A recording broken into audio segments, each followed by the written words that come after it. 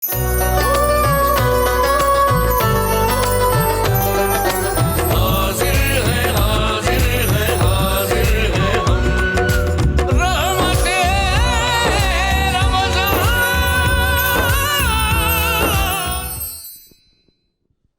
بالله من الشيطان الرجيم.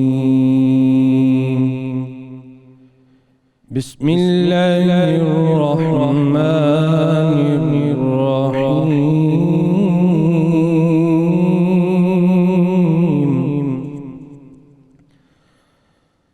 إن الأبرار يشربون من كأس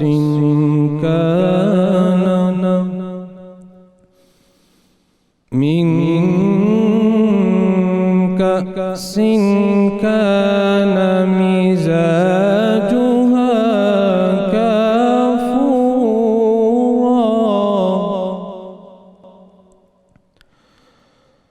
عينا يشرب بها عباد الله يفجرونها تفجيرا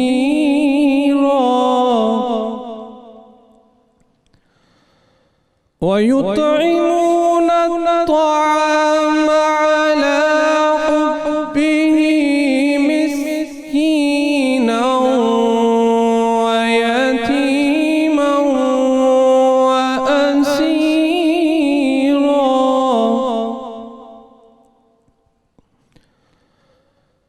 ويطعمون الطعام على حبه مسكينا ويتيما وأسيرا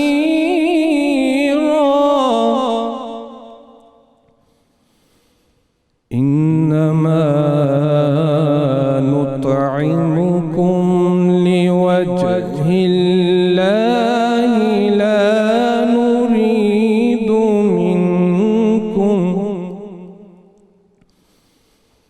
لا نريد منكم جزاء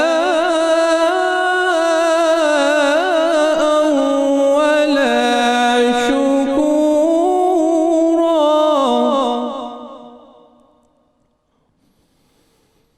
إنا نخاف من ربنا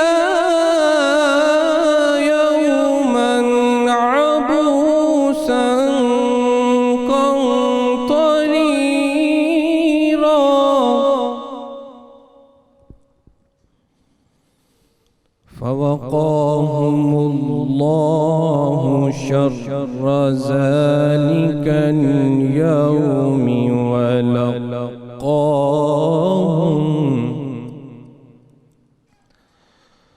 فوقاهم الله شر ذلك اليوم ولقاهم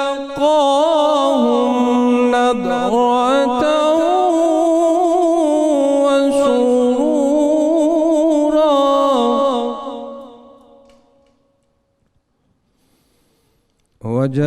وجزاهم بما صبروا جنة وحريرا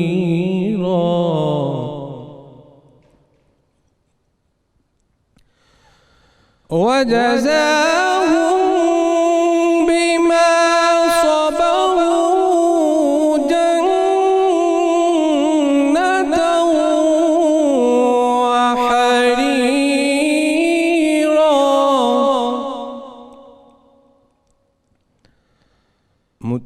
متكئين فيها على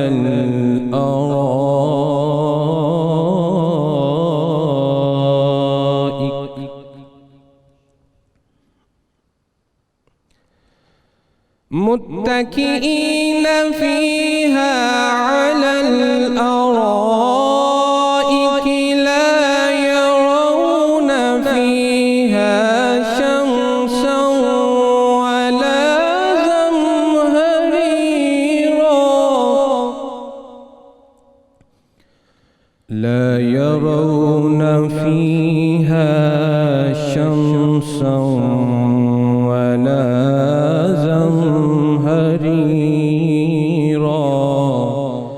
صدق اللہ العظیم۔ جزاک اللہ، سبحان اللہ، کیا کہنے قاری صاحب، جزاک اللہ۔ اعوذ باللہ من الشیطان الرجیم، بسم اللہ الرحمن الرحیم۔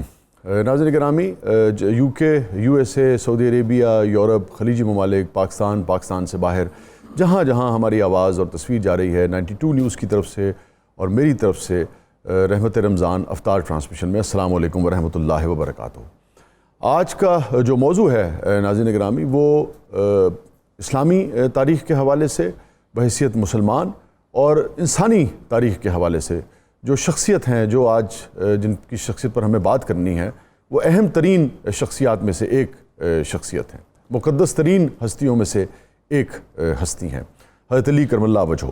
ان کی ولادت پر، ان کی شجاعت پر آقائے دو جہاں سرکار دو عالم صلی اللہ علیہ وآلہ وسلم کے ساتھ ان کا جو تعلق تھا، جس طرح سے آقائے دو جہاں سرکار دو عالم صلی اللہ علیہ وآلہ وسلم نے حضرت علی کرم اللہ وجہہ کی تربیت فرمائی، شیخین کے ساتھ جب خلافت آ جاتی ہے ان کا تعلق، پھر جب خود ان کی خلافت آتی ہے تو کس طریقے سے انہوں نے شورشوں کو کچلنے کی کوشش کی، کس طریقے سے انہوں نے اسلامی جو سلطنت ہے، جو ریاست ہے، اس میں انصاف کے اور دیگر معیارات جو ہیں ان کو قائم کیا۔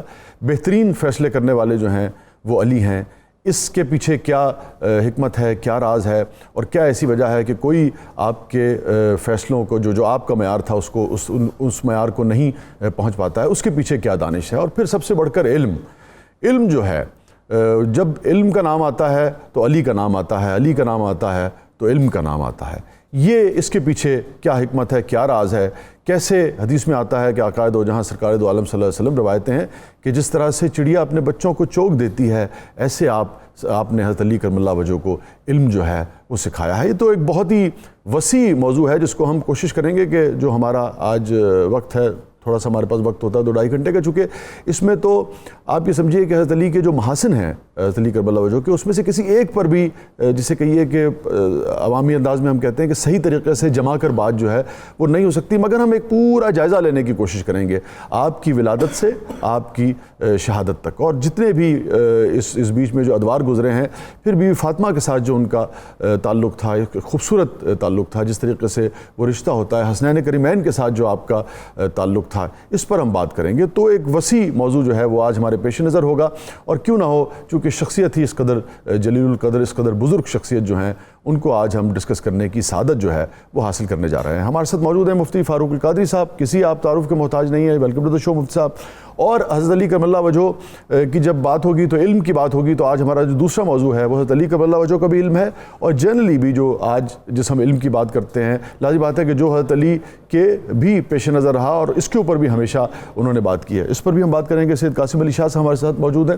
اور مفتی صاحب، میں پھر آج ذرا کم بات ہوتی ہے اس کتاب پر، ہوتی ہے مجھے لگتا ہے کہ جتنی ہونی چاہیے نہج البلاغہ پر، اس پر بھی ہم بات کریں گے کہ کیسے اس سے بھی ہمیں سیکھنے کی ضرورت ہے۔ پھر جو مختلف یعنی کہ تاریخ کے ادوار میں جو آپ نے جو خطوط لکھے ہیں، اس پر بھی ہم ذرا بات کریں گے، اس کی زبان پر، اس کی فصاحت پر، اس کی بلاغت پر، اس کے پیچھے جو فلسفہ تھا، یہ سارے موضوعات جو ہیں اس کو ہم کور کرنے کی کوشش کریں گے۔ قاری شاہی صاحب ہمارے ساتھ موجود ہیں۔ سبحان اللہ قاری صاحب، کیا کہنا ہے؟ آپ کی شفقت، جزاک اللہ، آج آپ نے وقت دیا۔ کراچی سے ہمیں ناصر حسین شاہ صاحب نے جوائن کیا ہے۔ آپ پی ٹی آئی کا فیس، اپنا معاف کیجیے گا، پاکستان پیپلز پارٹی کا فیس ہیں، اور ناصر صاحب مسکرا رہے ہیں، پی ٹی آئی کا نام میرے منہ سے نکل گیا۔ کیسے ہیں؟ ویلکم ٹو دی شو ناصر صاحب۔ شکریہ۔ مجھے اگر آپ مجھ سے اجازت دیجئے تو ہم پھر مولا علی کے اوپر تفصیل سے ایک ہی، تاکہ بیچ میں کوئی رکاوٹ جو ہے کسی قسم کی نہ آئے، چونکہ میں پہلے ابتدا کر لوں، پھر اس کے بعد ہم ذرا کچھ تھوڑی بہت سیاست کی بات کریں، وہ نامناسب مجھے لگ رہا ہے۔ تو ہم ایک ہی گو میں، پھر یہ مناسب رہے گا یا پہلے ہم بات کریں؟ نہیں، نعت کے بعد یہ نعت، ٹھیک ہے، تو پھر یہ مناسب رہے گا۔ اس کے بعد پھر ہم تفصیل سے ایک ہی گو میں اس پر بات کرتے ہیں، پھر مولا علی کے علم کے حوالے سے بھی بات ہوگی۔ ناصر صاحب، میری آواز آ رہی ہے آپ تک؟ جی ناصر بھائی، یہ بتائیے کہ یہ کل کیا ہوا ہے؟ لاک ڈاؤن ایک مرتبہ کھولا گیا، یہ کھولا تو آپ نے کھولا یا وفاقی گورنمنٹ نے کھولا، اور اس کے بعد پھر ہم نے دیکھا کہ ہر چیز جو ہے وہ سیل کر دی گئی، کسی ایک نتیجے پر پہنچتے ہوئے کیوں نظر نہیں آ رہے؟ جب اس قسم کی چیزیں ہوتی ہیں تو لگتا یہ ہے کہ سرکار جو ہے، یا سرکار کے مختلف جو اسٹیٹ کے جو اکائیاں ہیں وہاں بھی کنفیوژن پایا جا رہا ہے، پھر عوام اس سے ڈسٹرب ہوتے ہیں۔ بسم اللہ الرحمن الرحیم، اللہم صلی علی محمد و آل محمد۔ السلام علیکم جی سب کو۔ ایک تو آج بہت بڑی شخصیت کے لیے آپ نے بات کی جی، سعادت ہے ہمارے، بہت ہی بڑی سعادت ہے ہمارے امیر المومنین حضرت علی علیہ السلام کے سلسلے میں، جیسے ان کی شہادت کی کل دن ہے جی، اور آج بڑی رات بھی ہے، تو اس سلسلے میں تو وہ یہ ہمارے لیے بڑی سعادت ہے سر۔ اور اس کے ساتھ پھر آپ نے ایک اس ٹاپک پہ آ گئے جو آج کل بہت مین ٹاپک ہے، ایشو چل رہا ہے، یہ لاک ڈاؤن اور یہ جو سارا سلسلہ ہوا۔ تو ایک تو دعا گو ہیں اور تمام علماء کرام یہاں پہ بیٹھے ہیں، عالم دین ہیں اور علماء حق ہیں، ان کی بات بھی سنی جاتی ہے اور ان کی ظاہر ہے دعا بھی، بے شک، کہ یہ جو وائرس ہے اس سے سب کو، پوری انسانیت کو اللہ کریم پناہ دے اور اس سے بچائے، تاکہ سب لوگ خیر و عافیت سے رہیں اور ہر چیز بہتر ہو جائے۔ آمین۔ سر یہ جب ہمارے ہاں پہلا کیس 26 فروری کو یہاں پہ آئیڈینٹیفائی ہوا تھا، ایک کراچی میں اور ایک اسلام آباد میں، جی، تو اسی دن سے ہمارے چیئرمین بلاول بھٹو زرداری صاحب نے کہا اور پھر چیف منسٹر صاحب نے ایک ٹاسک فورس بنائی جس میں ماہرین تھے، مختلف ڈاکٹر اور دیگر جو اس ایپیڈیمک ایشوز پر اپنی دسترس جن کو حاصل تھی، جی، ان کی رہنمائی کی روشنی میں ہم نے یہاں پہ اسٹیپس لیے اور بہت ساری چیزیں ہم نے شروع کی۔ اس وقت ہماری کیپیسٹی جو ٹیسٹ کرنے کی تھی کو 80 کے قریب تھی، اس کو بڑھا کر آج ہم 5000 سے زیادہ ٹیسٹ کر رہے ہیں ڈیلی کے حساب سے۔ فیڈرل گورنمنٹ سے بھی کہا، فیڈرل گورنمنٹ کے اب ساتھ ہیں، ہم کوئی کنٹروورسی نہیں چاہتے، اور آج بڑا دن بھی ہے اور مولا کے نام سے آج پروگرام ہے، تو کوئی ایسی بات نہیں کرنا چاہتا میں، لیکن تھوڑا سا ایک ایشو ضرور رہا کہ فیڈرل گورنمنٹ نے 13 مارچ کو پرائم منسٹر صاحب نے پہلی میٹنگ کی، اور اسی میٹنگ میں سی ایم صاحب نے انہیں ریکویسٹ کی کہ جس طرح پوری دنیا میں ایک اس وائرس سے جو اسٹیپس لیے گئے ہیں وہ یہ ہیں، لاک ڈاؤن کی طرف ہم لوگ گئے ہیں، تو آپ بھی اگر پراپر کوئی 15 دن کا لاک ڈاؤن لگا دیتے ہیں، اس دن 13 تھی، اگر آپ 15 سے کرتے ہیں تو 30 مارچ تک ایک پراپر لاک ڈاؤن ہو جائے تو اس سے کافی بہتری آئے گی، لیکن اس چیز کو اتنا سیریس نہیں لیا گیا۔ لیکن پھر ہم نے خود اسٹیپس لیے، پھر آپ نے دیکھا کہ اس کو دیگر صوبوں نے بھی اڈاپٹ کرنا شروع کیا گیا، لیکن وہ جو ایک کنفیوژن رہا کہ اب آپ کے علم میں ہے کہ وہ کنفیوژن آ جاتا تھا کہ لگانا بھی نہیں ہے لیکن لگ بھی رہا تھا پورے پاکستان میں، دیگر صوبوں میں ٹرین سروس بھی بند ہوئی، تاریخ ہے، عوام دیکھ رہے ہیں، ہے نا۔ میں گزارش کر رہا ہوں کہ کل جو واقعہ ہوا ہے یہ بڑا ہی اسی پہ آ رہا ہوں، لمحہ فکریہ ہے۔ جی ہاں، دیکھیں اب ایشو یہ ہے کہ جب سب نے یہی فیصلہ کیا کہ سب نے ساتھ مل کر چلنا ہے، تو یہی کہا گیا کہ جس طرح فیڈرل گورنمنٹ دیگر صوبے مشاورت سے ایک فیصلہ کریں، اور پھر اس میں سب سے اہم بات ہمارے چیف جسٹس سپریم کورٹ کا وہ ایک چھوٹا سا آرڈر بھی تھا جس میں کہا گیا کہ آپ سب مل کر کوئی فیصلہ کریں، نہیں تو ہم لوگ اپنے طور پر کوئی چیز آپ کو ہدایت دے دیں گے۔ تو اسی وجہ سے یہ جب سب کی متفقہ رائے تھی کہ لاک ڈاؤن کو تھوڑا سا نرم کیا جائے اور اجازت دی جائے، حالات بھی ایسے تھے۔ دیکھیں وہ اب یہ جو وائرس ہے اس کے ساتھ ہم نے ایک لمبا عرصہ چلنا ہے، میں یہ کہہ رہا ہوں کہ جب lockdown way of living, نئی طرز زندگی دینی ہے، میں وہی اسی طرف آ رہا ہوں سر۔ دیکھیں نا، آپ سیاستدان کی رسپیکٹ اس لیے کی جاتی ہے کہ ایک تاثر یہ ہے کہ سیاستدان کا ہاتھ جو ہے وہ عوام کی نبض پر ہوتا ہے۔ جب آپ نے کل لاک ڈاؤن کھولا تو آپ کے پیش نظر یہ کیوں نہیں تھا، اور آپ نے کیوں ہدایات کیوں نہیں مشتہر کیا، لوگوں کو بتایا کہ بھائی فاصلہ رکھ کے ملے، سوشل ڈسٹینسنگ ملے، جن دکانوں کو کھولا جا رہا تھا ان کو ہدایت جاری کرتی کہ وہ لائنیں بنواتے، وہ دائرے بنواتے، کچھ ہمیں نظر نہیں آیا۔ مگر اب کل جو پھیلا ہوگا، جو برڈن آئے گا ہاسپٹلز پہ، کل جو پھیلا ہوگا اس کا ذمہ دار کون ہوگا؟ دیکھیے میں آپ کو ایک عرض کروں کہ اس پہ ایک لمبی بحث شروع ہو جائے گی، کیونکہ ہم لوگ بالکل بھی نہیں چاہ رہے تھے کہ لاک ڈاؤن کو اس طرح ایز کیا جائے، کیونکہ یہ مئی کا مہینہ ماہرین جن کی میں نے آپ کو ذکر کیا، جن سے ہماری ڈیلی یا ہر دوسرے تیسرے دن میٹنگ ہوتی ہے سندھ میں، انہوں نے کہا کہ مئی بہت اہم ہے اور اس میں مزید اندیشہ ہے اس وائرس کے پھیلنے کا، تو اس میں بہت احتیاط کی جائے، لیکن بحالت مجبوری ہمیں یہ فیصلے کرنے پڑے۔ لیکن اس کے لیے ہم نے تو ایس او پیز بھی بنا دیے، تاجر تنظیموں نے اس پہ ذمہ داری بھی لی اور وہ اپنا کام کر رہے ہیں، لیکن ظاہر ہے لیکن کل پورا تو کم از کم معاشرہ ہمیں کل اس طرح کا ہے کہ جب اس طرح نظر نہیں آیا کوئی جی میں نے کہا کل جو منظر لوگوں نے دیکھے ہیں، اسی وجہ سے آپ نے دیکھا کہ کل ہم نے چھ بڑی مارکیٹ ہم نے سیل کی ہیں یہاں پہ دوبارہ، ان کو بند کر دیا گیا انہی وجہ سے کہ وہاں پہ ایس او پیز پر عمل نہیں ہوا۔ ہم پوری کوشش کر رہے ہیں، آج بھی ابھی تھوڑی دیر پہلے بھی تاجر تنظیموں سے ہی میری میٹنگ تھی، یہاں پہ سب تشریف لائے تھے، انہیں یہ کہا گیا کہ آپ کی سب چیزوں کو پیش نظر رکھتے ہوئے آپ کی مجبوریوں پریشانیوں کو ہم نے یہ اعلان کیا تھا، لیکن آپ نے یہ ہمیں یقین دہانی کرائی تھی کہ ایس او پیز پر عمل کریں گے، اب بھی اگر نہیں ہوگا تو ہمیں بند کرنی پڑے گی۔ ہمیں آپ کا احساس ہے، ہم اس کو دیگر طریقوں سے آپ کو کمپنسیٹ کیا جا سکتا ہے، آپ کو انٹرسٹ فری لون دیں گے، اگر انٹرسٹ فری لون بینک دیتی ہے تو اس کا انٹرسٹ جو ہے وہ صوبائی حکومت بھرنے کے لیے تیار ہے۔ آپ بڑی اہم بات کر رہے ہیں، آپ کو ہم کمپنسیٹ بڑی اہم بات کر رہے ہیں ناجی صاحب، لیکن یہ صرف سیاسی بیان ہے یا اس حوالے سے کوئی پالیسی مرتب کر کے آپ سامنے لانا چاہ رہے ہیں؟ سر بالکل ہم نے، سر میں آپ کو عرض کروں کہ اس پر ہم نے کام بھی کیا ہے، بلکہ دیکھیں جو ہمارے بس میں تھا، ہمارے پاس سندھ ریونیو جو بورڈ ہے اس کا، سر میں بتا رہا ہوں ٹیکسز ہم نے، سر میں آپ کو بتاؤں ہم نے جو ہمارے پاس ٹیکسز تھے، ایکسائز کے ٹیکس ہوتے ہیں اور ایس آر بی کے ٹیکس ہوتے ہیں پروونشل گورنمنٹ کے پاس، ہم نے وہ ان میں ان کو ریلیف دیا، اور پھر یہ کوشش کی جا رہی ہے کہ بینک سے ان کو جو لون ملے اس پر جو انٹرسٹ ہے وہ سندھ گورنمنٹ بیئر کرے ایک مخصوص ٹائم تک، جب تک یہ دوبارہ پراپر طریقے سے اپنا کاروبار کرنا شروع کر دیں، تو سر اس پر پورا ایک میکینزم بنایا جا رہا ہے۔ آپ کو لگتا ہے کہ آپ یہ دے پائیں گے تاجروں کو؟ یہ سہولت کب سے حاصل ہوگی؟ ہماری بات ہوئی ہے کیونکہ سر یہ سہولت کل سے ہی ہم حاضر ہیں اس بات پہ، لیکن لون کا جو پروسیس ہے وہ بینک کے تھرو ہوتا ہے، اور وہ جو فیڈرل گورنمنٹ نے بھی اس میں بہت کمی کی ہے، وہ جو انٹرسٹ ہے فیڈرل گورنمنٹ نے کم کر دیا ہے، تو وہ انٹرسٹ ہم بھرنے کے لیے تیار ہیں، بیئر کرنے کے لیے تیار ہیں۔ جی ہاں، تاکہ یہ بتائیے بالکل سیاست مل سکے، اور ان کی بھی پریشانیاں ہیں۔ جی صاحب، سیاست سے بالکل ہٹ کے آپ کیا سمجھتے ہیں کل جو واقعہ ہوا؟ اب کوشش یہ تھی کہ کس طریقے سے کرونا کے درمیان اور بھوک کے درمیان، معیشت کے درمیان ایک بیلنس جو ہے وہ قائم کرنے کی کوشش کی جائے۔ کل جو واقعہ ہوا، آپ کس کو زیادہ ذمہ دار ٹھہراتے ہیں؟ عوام آپ سمجھتے ہیں، بالکل دیانتداری سے سیاست ہٹا کے، آپ سمجھتے ہیں کہ عوام کا زیادہ قصور ہے جو بغیر ماسک کے بچوں کو لیے ہوئے ان چیزوں کے اوپر جو شاید بہت ضروری نہیں ہے زندگی میں، ان دکانوں پہ بھی ہم نے رش دیکھا ہے، تو ان عوام کا زیادہ قصور ہے، یا تاجر حضرات نے پوری طریقے سے ایس او پیز پر عمل نہیں کیا، یا آپ کی انتظامیہ نے اس میں معاونت نہیں کی؟ یہ تین آرگنز ہیں، کس کو آپ کو لگتا ہے زیادہ قصوروار تھے؟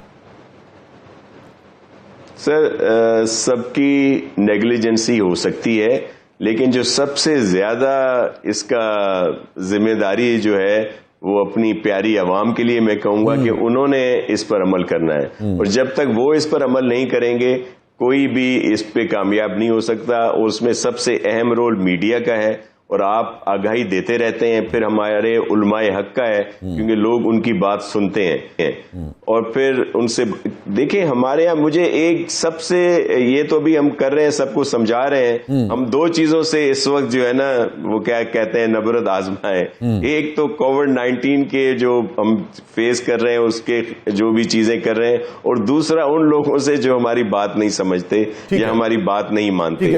مجھے سب سے بڑا دکھ ہوتا ہے۔ جی مکمل کر لیجیے، آپ مکمل کر لیجیے۔ جی پلیز آپ مکمل کیجیے سر۔ دیکھیں ایک سب سے اہم چیز جس کا ہم سالوں سے مشاہدہ کرتے آ رہے ہیں وہ ہے پولیو کے قطرے۔ ماں باپ کے لیے سب سے عزیز اپنے بچے ہوتے ہیں، آپ دیکھیں حکومتیں کتنے عرصے سے اس پر کام کر رہی ہیں، پولیو کے قطروں کے لیے ابھی جا کے لوگوں نے ان میں ذمہ داری آئی ہے کہ وہ خود آتے ہیں لیکن مکمل نہیں آتے۔ ٹھیک ہے شاہ صاحب، مجھے اگلے سوال کی طرف بڑھنا ہے، ان کو ہمیں سیکیورٹی دینی پڑتی ہے۔ آپ ٹھیک کہہ رہے ہیں، یہ ہے وہ سوچ سمجھ جو یہ درست بات ہے، مگر اس کے تین اس کے پہلو ہیں اس کے پیچھے پولیو کے حوالے سے۔ ہم نے اپنے عوام کو کیا اس پائے کی تعلیم دی ہے کہ ہماری عوام جو ہے یہ ریئلائزیشن کرے کہ کس چیز کی کتنی سگنیفیکنس ہے. یہ بھی ایک سوال ہے کہ قصور کس کا ہے, ان کو اتنا غیر تعلیم یافتہ رکھنا کہ یہ پولیو کے قطرے تک اپنے بچوں کو پلانے پہ راضی نہ ہو. سو یہ بات ہے. پھر آپ کو پتا ہے کہ جو شکیل آفریدی کا واقعہ تھا اس نے بھی بہت ڈیمیج کیا تھا عوام کے اعتماد کو. کیا اس کو بحال کرنے کے لیے کوشش کی گئی؟ تو لمبی ایک یہ بحث ہو جائے گی, میں اس طرف جانا نہیں چاہ رہا. میں آپ سے یہ پوچھنا چاہ رہا ہوں کہ کل جو رپورٹ ایک آئی ہے اس نے بتایا کہ جی تقریباً 1,32,34,000 کے قریب ہمارے پاس بیڈز ہیں پورے پاکستان میں. مئی, جون میں اور جولائی میں اس کی پیک کا خدشہ ظاہر کیا جا رہا ہے کہ تقریباً 2 سے 2.5-3 لاکھ لوگ تک چلے جائیں گے. اگر اس کا 25% جو اب تک ہم نے جو پیٹرن نظر آیا ہے 25% لوگ, 50 سے 70 ہزار لوگ اگر آتے ہیں تو مجھے بتائیے کہ یہ کہاں آپ اکوموڈیٹ کریں گے؟ اس کے لیے کیا نئے انتظامات جو ہیں کیے گئے ہیں؟ دوسرے, کیا جو پرائیویٹ ہاسپٹلز ہیں ان کے ساتھ آپ نے کوئی بات کی ہے کہ عام آدمی جو ہے وہ سڑکوں پر مر جائے گا اور پرائیویٹ ہاسپٹل میں اسے داخل نہیں ہونے دیا جائے گا؟ اس موقع پہ بھی کیا آپ نے پالیسی مرتب کی ہے اس سلسلے میں؟ دیکھیں, اس میں ہم نے اپنے طور پر انتظامات کیے ہیں, لیکن یہ حقیقت ہے کہ وہ سب کو کیٹر نہیں کر سکیں گے. جو پورے پاکستان میں جو ہمارے پاس فیسلٹیز ہیں, یا اگر آپ صرف اسپیسیفک سندھ کی بات کرتے ہیں تو ہم نے اس میں بہت زیادہ اضافہ کیا ہے.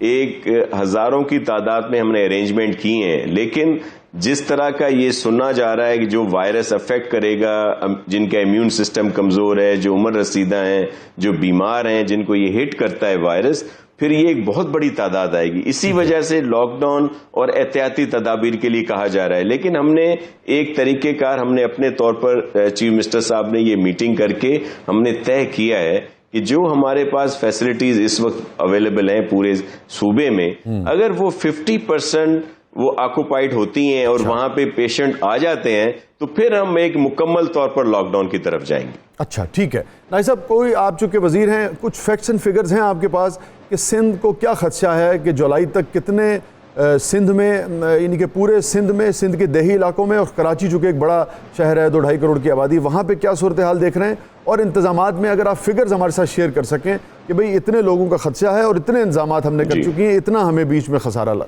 گیپ لگ رہا ہے.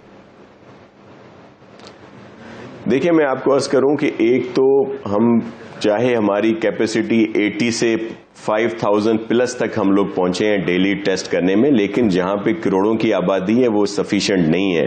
ہم جتنا بھی مرضی زیادہ ٹیسٹ کریں گے تبھی. یہ جو فگرز آپ کو سندھ کی زیادہ محسوس ہوتی ہے اس کی وجہ بھی یہ ہے کہ ہم WHO کے جو اسٹینڈرڈز ہیں ان کے تحت یہ ٹیسٹ زیادہ کر رہے ہیں اور ان کے لحاظ سے. لیکن عجیب بات ہے کہ ابھی تک لوگوں میں کئی لوگ بتانا نہیں چاہتے. آپ کو پھر میں آپ کو عرض کروں کہ جہاں پہ اس طرح کے کیسز آ رہے ہیں وہاں پہ اگر ٹیسٹ کے لیے کہا جاتا ہے تو لوگ ٹیسٹ نہیں کروا رہے. یہی وہ ایک آگاہی ہے جو میں چاہتا اگر آپ تھوڑا سا میرے سوال کا جواب دے دیتے کہ کتنا آپ نے انتظامات کیے ہیں, کتنے بستر کا, تو لوگوں کو شاید تھوڑا سا تشفی ہو جاتی کہ اچھا اگر خدا نخواستہ بیماری آئے گی تو سرکار نے, گورنمنٹ نے ہمارے لیے اتنا انتظام کر رکھا ہے. اگر آپ فگر شیئر کر لیتے ہیں ہمارے ساتھ. وہ سر میں آپ کو فگر بتا دیتا ہوں, لیکن یہ تشفی کے لیے نہیں ہے کہ لوگ کوئی مطمئن ہو جائیں. میں آپ کے ذریعے سے یہ اویئرنیس دینا چاہتا ہوں کہ یہ حالات ٹھیک نہیں ہے.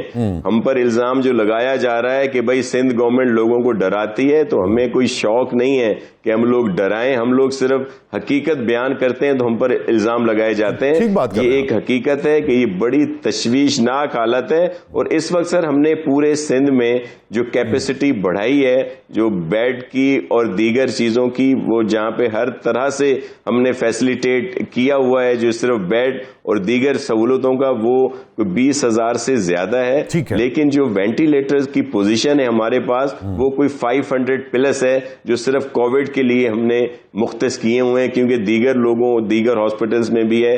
پھر ہماری پرائیویٹ ہاسپٹل سے بھی مکمل طور پر وہ لوگ آن بورڈ ہیں. انہوں نے بھی ہمیں سپورٹ کرنے کے لیے کہا ہے اور وہاں بھی ہم یہ سارے انتظامات جو ہیں وہ کرا رہے ہیں. گڈ. ناصر حسین شاہ صاحب, میرے ساتھ آپ رہیے گا. جب ہم واپس آئیں گے تو تھوڑا آپ سے پھر لائٹ گفتگو بھی کریں گے, ذرا جاننے کی کوشش کریں گے کہ کوارنٹین کے دنوں میں گھر میں آپ کے کیسے جناب تعلقات جا رہے ہیں بچوں کے ساتھ, ہماری بہن کے ساتھ. اور دوسرے یہ ہے کہ بھئی اپنا کچھ پڑھ رہے ہیں یا ٹی وی دیکھتے رہتے ہیں, نیٹ فلکس دیکھ کر وقت گزارتے ہیں, یا سارا دن جو ہے وہ پھر CM ہاؤس میں رہتے ہیں. اس پر ذرا آپ سے تھوڑا سا بات کریں گے. چھوٹے سے وقفے کے بعد واپس آتے ہیں.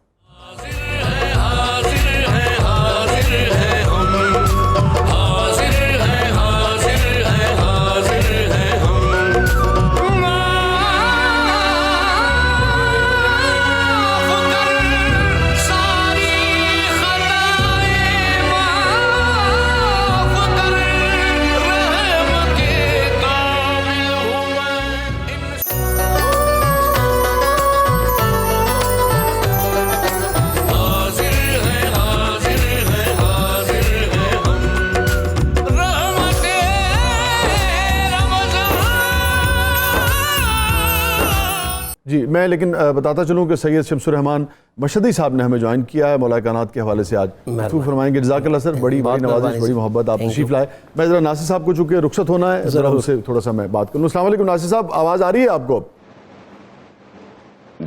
جی جی بالکل آ رہی ہے. ناصر صاحب آپ یہ بتائیے کہ جو کوارنٹین میں عموماً لوگ کہہ رہے ہیں کہ بھئی گھروں میں اتنا تو ہم زندگی میں شادی کے 20 سال بعد اپنی بیگمات کے ساتھ گھر وقت نہیں گزارا تھا جتنا ان 20 دنوں میں یا 2 مہینے میں گزار لیا. آپ کا تجربہ کیسا جا رہا ہے اس حوالے سے؟ سر ہمارا تجربہ کوئی اس طرح خاص اور بہتر نہیں ہے کہ ہم لوگ کام کر رہے ہیں, اور سی ایم صاحب نے مختلف اس پہ لگایا ہوا ہے. جیسے ہم نے کوارنٹین سینٹر بنایا پہلا سکھر میں, تو وہاں بھی مجھے جانا پڑ رہا تھا, اور وہاں پہ جو لوگ آئے تھے بارڈر سے ان کو رکھا گیا وہاں پہ, اور ایک بہت اچھے طریقے سے ساری چیزیں وہاں پہ ہم نے ادھر فیسلٹیز بھی دیں. شروع میں تھوڑی بہت تھی کمی, لیکن بعد میں اس کو مکمل کیا گیا. پھر یہ جو ٹاسک فورس ہے میں اس کا بھی حصہ ہوں. پہلے سے زیادہ وقت گزارا آپ نے یا نہیں؟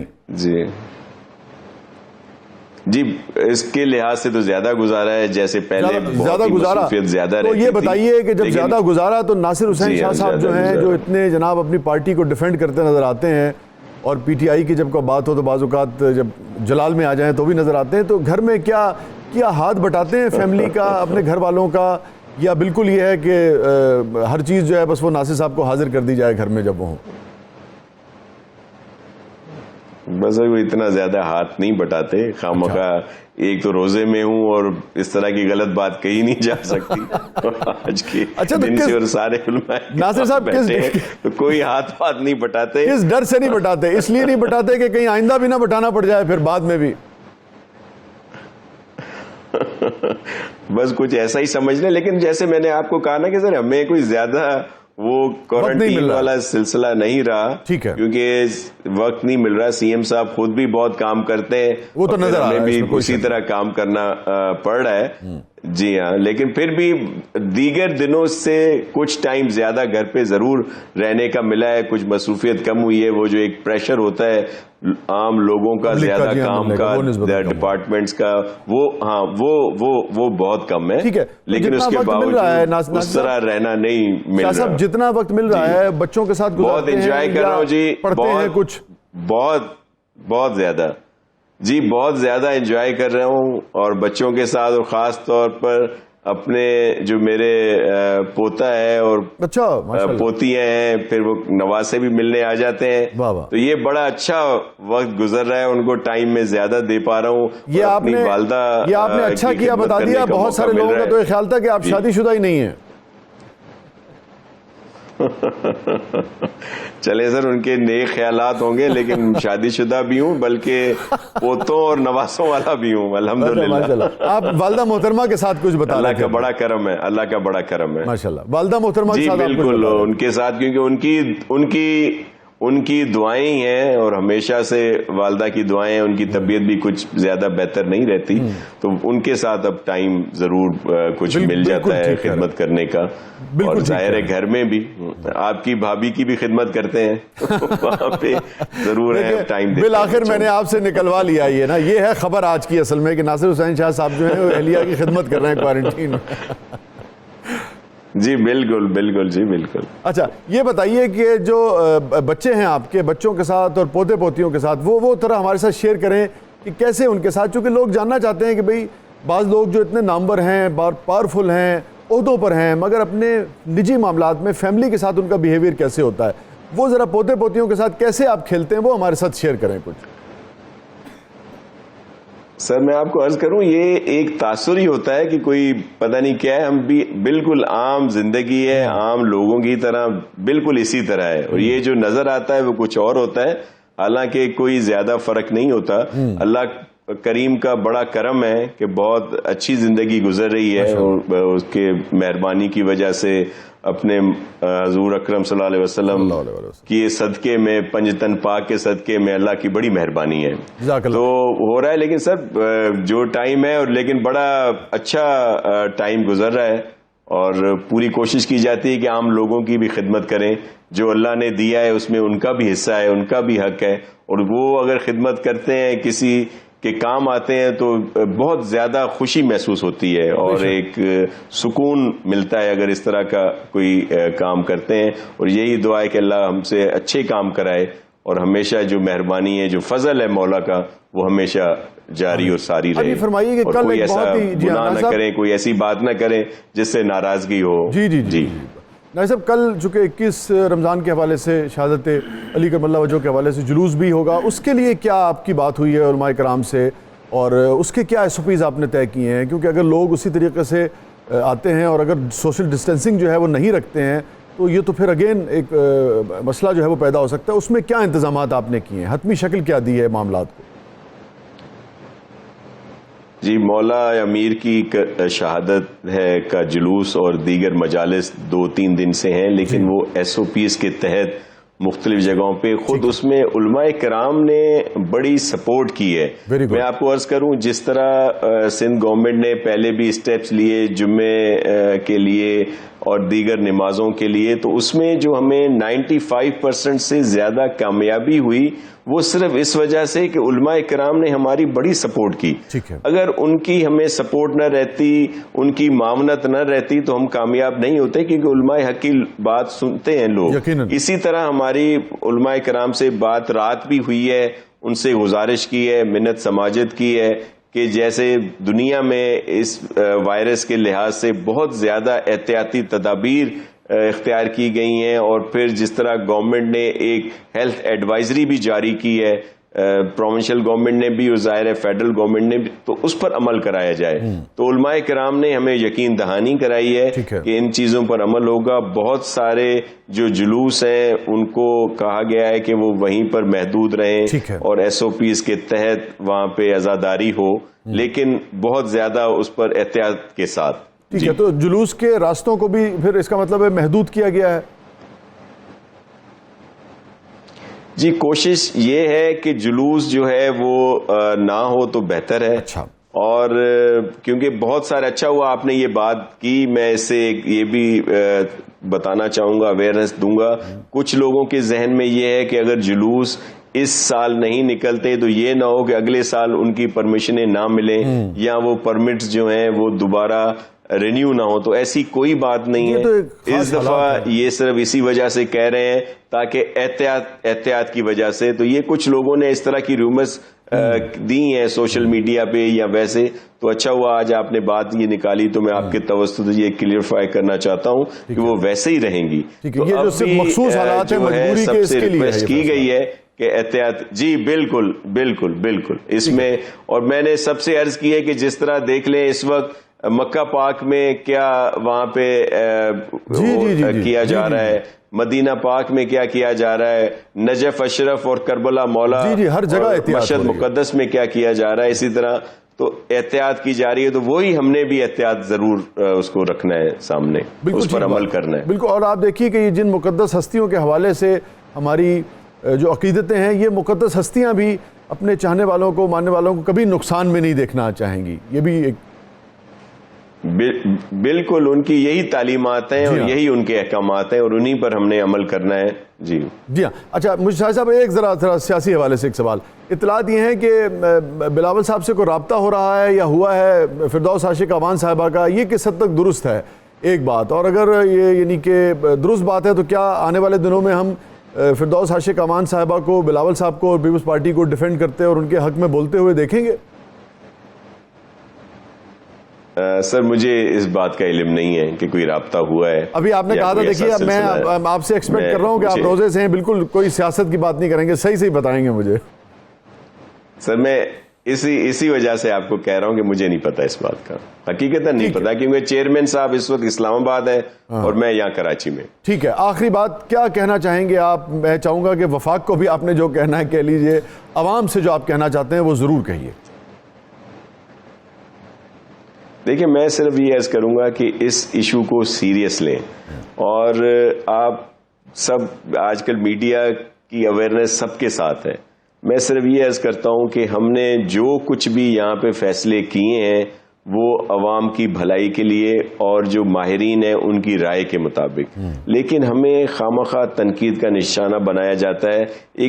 میں یہ کہتا ہوں کہ آج پولیٹیکل بات نہیں، لیکن آپ نے کہا ہے جیسے پی ٹی آئی ہے، میں کہتا ہوں کہ وہ بڑی خوش قسمت پارٹی ہے کہ اس کو جو اپوزیشن ہے وہ ایکسپیرینس اور سیریس لوگ اس میں ہیں، کیونکہ آپ پنجاب دیکھ لیں، دیگر جگہوں پہ دیکھ لیں، پی ایم ایل این یا پیپلز پارٹی یا دیگر پارٹیز کی طرف سے کبھی یہ نہیں کہا جاتا کہ آپ لاک ڈاؤن اگر وہ کر رہی ہیں وہاں کی پروونشل گورنمنٹ یا اسلام آباد میں ہے کہ جی وہ وہاں پہ ظلم ہو رہا ہے، وہاں پہ لوگوں کے ساتھ ناانصافی ہو رہی ہے۔ لیکن وہی ہمارے دوست، ظاہر ہے پی ٹی آئی کی گورنمنٹ پاکستان کے دیگر حصوں میں ہے، وہاں پہ اسی طرح کا لاک ڈاؤن ہوتا ہے، لیکن یہاں پہ لاک ڈاؤن ہوتا ہے تو وہ اس کی یہاں پہ علیحدہ سے تشریح کرتے ہیں۔ 30 سیکنڈ ہے ناصر صاحب، میرے پاس عوام کو کیا کہیں گے؟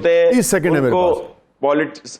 سر میں عوام سے کہوں گا کہ خدارا اس وائرس سے بچنے کے لیے احتیاط کریں، کیوں احتیاط کریں گے تو آپ دیکھیں، میں آپ کو ایک بہت شکریہ، کیونکہ جون اور جولائی جو ہے ناظرین کو بہت ہی ایک سیکنڈ، بہت سارے بچے جو ہیں وہ افیکٹ ہوئے ہیں۔ اچھا، ہماری خواتین افیکٹ ہوئی ہیں۔ وہ کیسے ہوئی ہیں کہ لوگ جب باہر نکلتے ہیں احتیاط نہیں کرتے، گھر جاتے ہیں تو بچے بھی ان سے افیکٹ ہوتے ہیں اور ہماری مائیں بہنیں بیٹیاں بھی افیکٹ ہوتی ہیں۔ تو یہ احتیاط کریں گے تو خود بھی بچیں گے، اپنوں کو بچائیں گے، دوسروں کو بچائیں گے۔ بہت بہت شکریہ ناصر حسین شاہ صاحب۔ یہ ہے کہ جون اور جولائی، اگلے جو 1-1.5 مہینہ ہے، یہ بہت ہی اہم ہے۔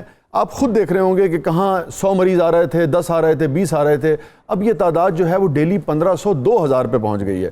تو اگر یہ 3000 4000 پہ پہنچ جاتی ہے، اس کا 20% بھی اگر زیادہ بیمار ہوتا ہے تو آپ لوگ سوچ سکتے ہیں کہ کتنی خوفناک صورتحال جو ہے وہ پیش آ سکتی ہے۔ تو احتیاط جو ہے وہ لازم ہے۔ میں تو علماء سے آؤں گا تو میں بات کروں گا، مجھے تو لگتا ہے کہ یہ باقاعدہ ایک دینی تقاضا ہے کہ اس وقت احتیاط کی جائے۔ چھوٹے سے وقفے کے بعد واپس آتے ہیں۔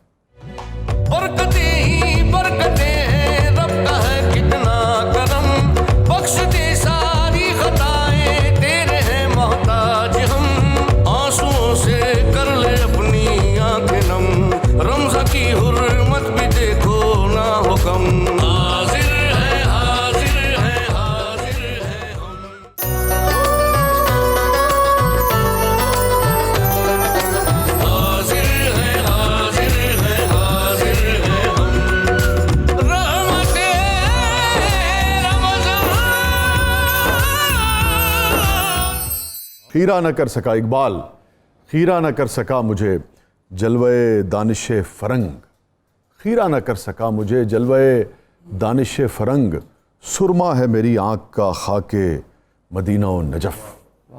اعلیٰ حضرت، میں چاہوں گا کہ ہم ایک ہی واقعہ، چونکہ ہم آج پوری ایک طرح سے سیرت جو ہے، پوری جو سرکار کی جو حیات مبارکہ ہے حضرت علی کرم اللہ وجہہ کی، اس پر بات کرنا چاہ رہے ہیں۔ تو میں بجائے اس کے کہ ہم ایک واقعہ آپ سے سنیں پھر اسی پر دوسری رائے لیں، ہم چونکہ کرونالوجیکل آرڈر سے چلتے ہیں تو ولادت سے آغاز کرتے ہیں، پھر وہیں سے مشدی صاحب میں چاہوں گا کہ پھر آپ پکڑ لیں، تاکہ پورا سفر جو تھا نا ولادت کا، پھر سرکار کے ساتھ تربیت کا، پھر آپ کی جوانی آ جاتی ہے، پھر شجاعت کا، پھر مختلف جو واقعات آتے ہیں، پھر شادی کا، پھر اس طریقے سے پورا ایک کور کر لیں ہم اس وقت میں۔ حضرت ولادت سے بسم اللہ الرحمن الرحیم۔ ولادت اور تربیت ابتدائی معروف ترین بات ہے کہ آپ کی ولادت کعبہ مکرمہ میں ہوئی۔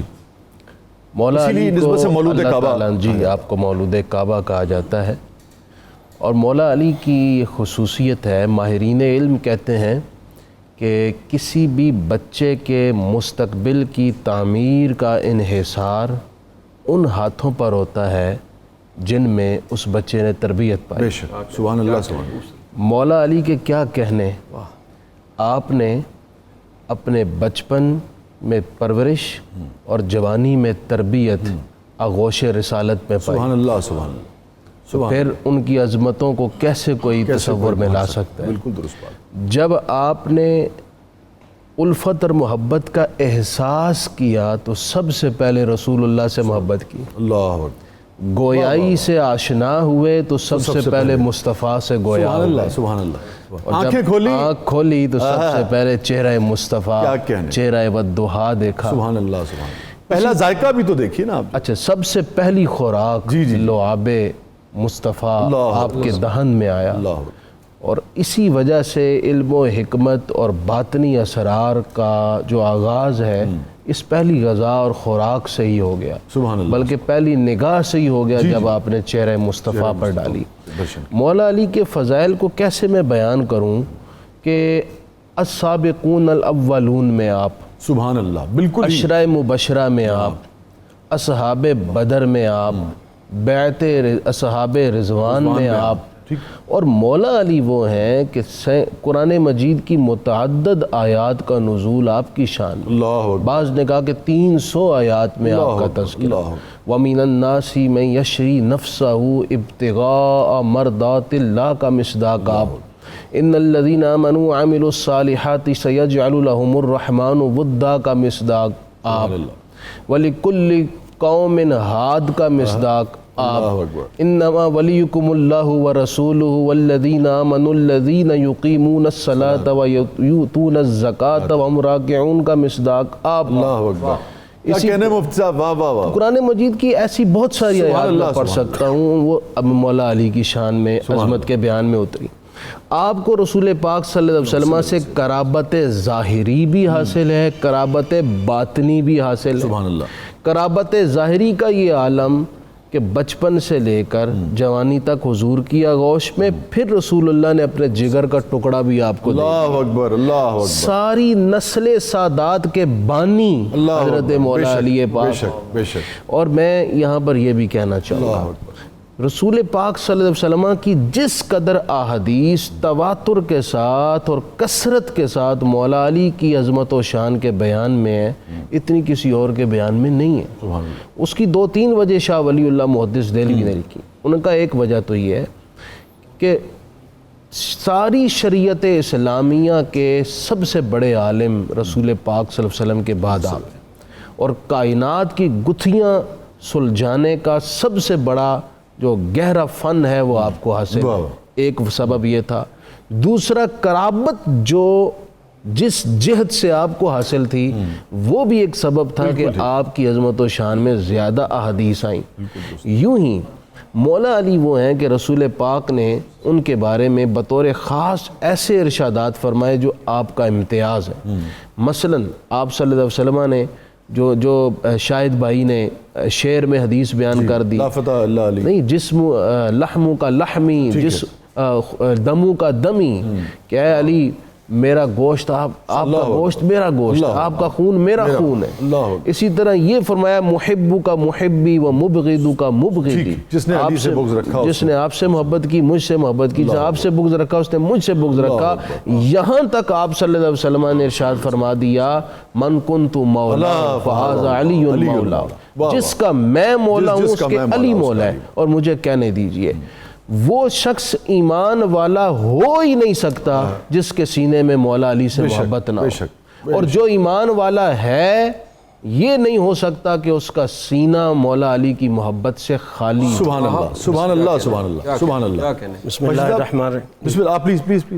آپ نے چونکہ ترتیب بتا دی تھی، جی بالکل درست۔ سب سے پہلے تو میں مبارکباد عرض کروں گا آپ کو بھی، ساری انتظامیہ کو بھی، اور یقیناً اپنے ناظرین کو بھی، کیونکہ ذکر مولائے کائنات میں کسی حوالے سے بھی شامل ہو جانا یہ خوش بختیوں کا عروج ہے۔ بے شک۔ اور بات چل رہی تھی محبت مولائے کائنات پر، میں اس حوالے سے انتہائی اہم اور بنیادی بات میں چاہوں گا کہ آپ کے توسل سے میں امت مسلمہ تک اور ہر پیار والے تک پہنچاؤں۔ وہ یہ ہے کہ دین متین، دین اسلام کی بنیاد محبت رسول ہے، اور اس میں کوئی شک نہیں ہے۔ اقبال نے بھی کہا بمصطفیٰ برساں خیش را کے دی ہما اس، اگر بہو نہ رسیدی تمام بو لہبست۔ حضور کی محبت اصل ایمان ہے، بنیاد ایمان ہے، روح ایمان ہے، اور اس کا بار بار قرآن مجید میں اللہ نے تقاضا فرمایا ہے کہ تم میرے حبیب سے محبت کرو، اور کس لیول کی کرو؟ کل ان کان آباؤکم وابناؤکم واخوانکم وازواجکم وعشیرتکم واموال اقترفتموها وتجارۃ تخشون کسادها ومساکن ترضونها احب الیکم من اللہ ورسولہ۔ یعنی اللہ نے کلیئر کیا کہ کائنات کے جتنے بھی رشتے ہیں ہر رشتے سے بڑھ کر میرے حبیب سے پیار کرنا. حب الیکم من اللہ ورسولہ، ہر رشتہ رہنے والے گھر سے لے کے بچوں تک سب رشتوں سے بڑھ کر رسول اللہ سے پیار کرنا ہے. تو جب یہ ایک بات طے ہو گئی کہ ساری کائنات سے بڑھ کر نبی پاک صلی اللہ علیہ وسلم سے پیار کرنا یہ عین اسلام ہے، یہ عین دین ہے، یہ بنیاد دین ہے. اب جس پہلو کو میں بالکل فوکس کروانا چاہتا ہوں وہ یہ کہ حضور سے جن کی نسبتیں ہیں ان سے پیار کرنا بھی ہم پر لازم ہے. وہ حضور کے صحابہ ہوں، حضور کی اہل بیت اطہار ہوں، حضور کی ازواج مطہرات ہوں. تو اصولی طور پر محبوب کی نسبتوں سے پیار کرنا یہ محبت کا بنیادی تقاضا ہوتا ہے. اب بات آ گئی مولا کائنات کی محبت کی.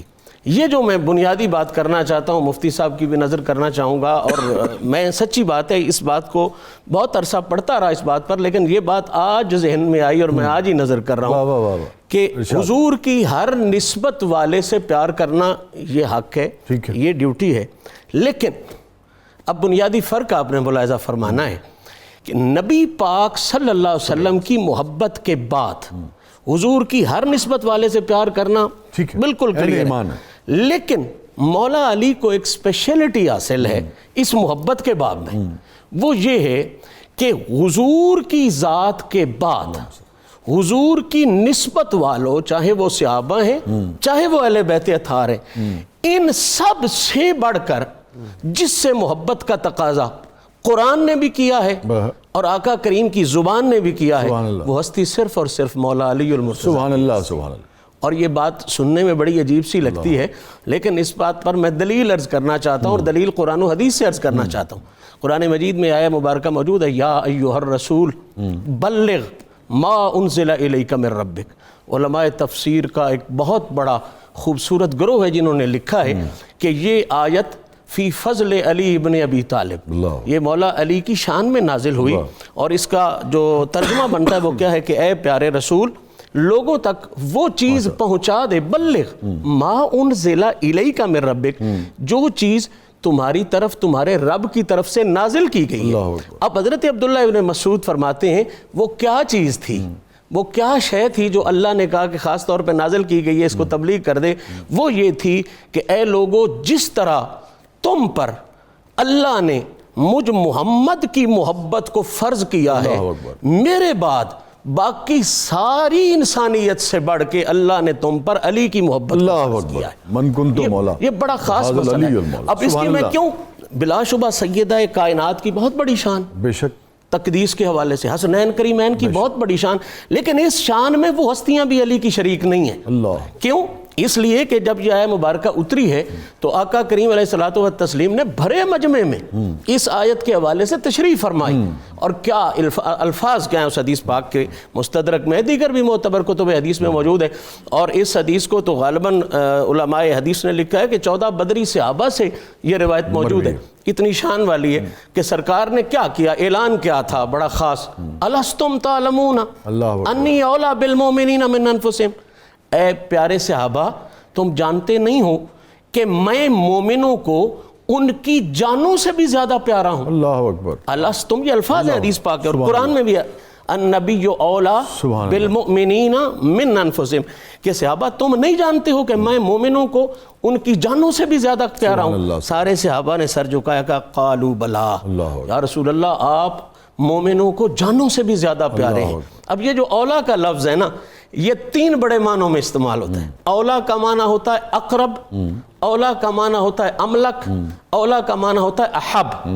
نبی وہ ہے جو مومنوں کو جانوں سے زیادہ پیارا ہے، احب. نبی وہ ہے جو مومنوں کو جانوں سے زیادہ قریب ہے، اقرب. نبی وہ ہے جو مومنوں کی جانوں سے بھی زیادہ، مومنوں کی جانوں، مومن اتنا اپنی جان کا مالک نہیں جتنا مومن کی جان کا مالک نبی ہے. مالک. یہ تینوں معنی اس وقت موجود ہیں جب نبی علی کی عزت کا اعلان کرتا ہے. اللہ اکبر. الستم تعلمون، باقاعدہ سیاق و سباق سے مسئلے کا پتہ چلتا ہے نا. تو حضور نے سیاق و سباق میں سیدھا نہیں کہا کہ یہ تمہارا مولا ہے، یہ کہہ دیتے نا بس علی تمہارا مولا، تو اس کا معنی پھر کچھ اور ہوتا. ہمیں خود کچھ ڈھونڈنا پڑتا کہ اس مولا سے مراد کیا ہے، کیا مطلب ہے. اب رسول نے سیدھا سیدھا سیاق بنا دیا، پہلے سسٹم ذہن میں کلیئر کر دیا کہ الستم تعلمون، کیا تم نہیں جانتے کہ میں مومنوں کو اولا ہوں. اب اولا بمانا املک بھی ہے, اقرب بھی ہے, احب بھی ہے, سب سے زیادہ پیارا بھی ہوں, سب سے زیادہ قریب بھی ہوں, سب سے زیادہ ان کی جانوں کا مالک بھی ہوں. اس کے بعد جب انہوں نے سر جھکایا تو اب رسول نے معنی متعین فرمایا من کنتو مولا ہو فہذا علی مولا ہو. سبحان اللہ. جو مجھ سے وہ املک, احب اور اقرب والی رشتہ رکھتا ہے وہ یہ یاد رکھ لے کہ میرے بعد اگر وہ تینوں رشتے کسی سے دین کا تقاضا ہے تو وہ علی المرتضیٰ ہے. کیا کہنے مشہدی صاحب, کیا کہنے, کس موڑ پہ لے گئے ہیں مشہدی صاحب. واہ واہ واہ, سبحان اللہ سبحان اللہ. اور علم جو ہے وہ کیا حضرت علی کا ذکر ہو اور علم کے حوالے سے مجھے تو سچی بات ہے کہ لفظ نہیں ملتے, لیکن اگر میں یہ کہوں کہ آپ کا ترکہ جو ہے وہ علم ہے تو یہ درست ہوگا. کوئی شک نہیں. خیرات کہہ لیں, خیرات ترکے سے ترکہ تو میرے خیال میں چھوٹا رہے گا. خیرات کہہ لیں. حضرت علم سر دیکھیے کیا خوبصورت, مطلب علم کا شہر سرکار دو عالم صلی اللہ علیہ وآلہ وسلم کی ذات گرامی, اور اس علم کے شہر کا دروازہ حضرت علی کرم اللہ وجہ. اب دیکھیے علم ہے, ہر طرح کا علم یقیناً شامل ہوگا, لیکن وہ علم جو حجاب پیدا نہ کرے, جو پردہ نہ بنے, یعنی آپ کے لیے وہ علم جو رب کی پہچان دے, آپ کو بندگی دے, اور سب سے بڑھ کے دین پہ چلنے کی استقامت دے. علم وہ ہے, ایسا علم جو آپ کو مبہم کر دے, جو کنفیوز کر دے, جو آپ اور آپ کے رب کے بیچ میں حائل ہو جائے, جو آپ کو مخلوق کی خدمت سے دور کر دے. ایسے علم سے پناہ مانگی گئی. آپ دیکھیے آج شاہ صاحب بڑی دنیا علم والی ہے, ڈگریوں کے اعتبار سے, عہدوں کے اعتبار سے, ریسرچ, ان کے ڈاکٹرائنز اور ان کی ڈگریز دیکھیں تو انتہا ہے, لیکن جب آپ ان میں اس علم کا کوئی ادب دیکھتے ہیں, کوئی نتیجہ نہیں ہے. نہ ادب ہے, نہ انسانیت ہے, نہ اخلاق ہے.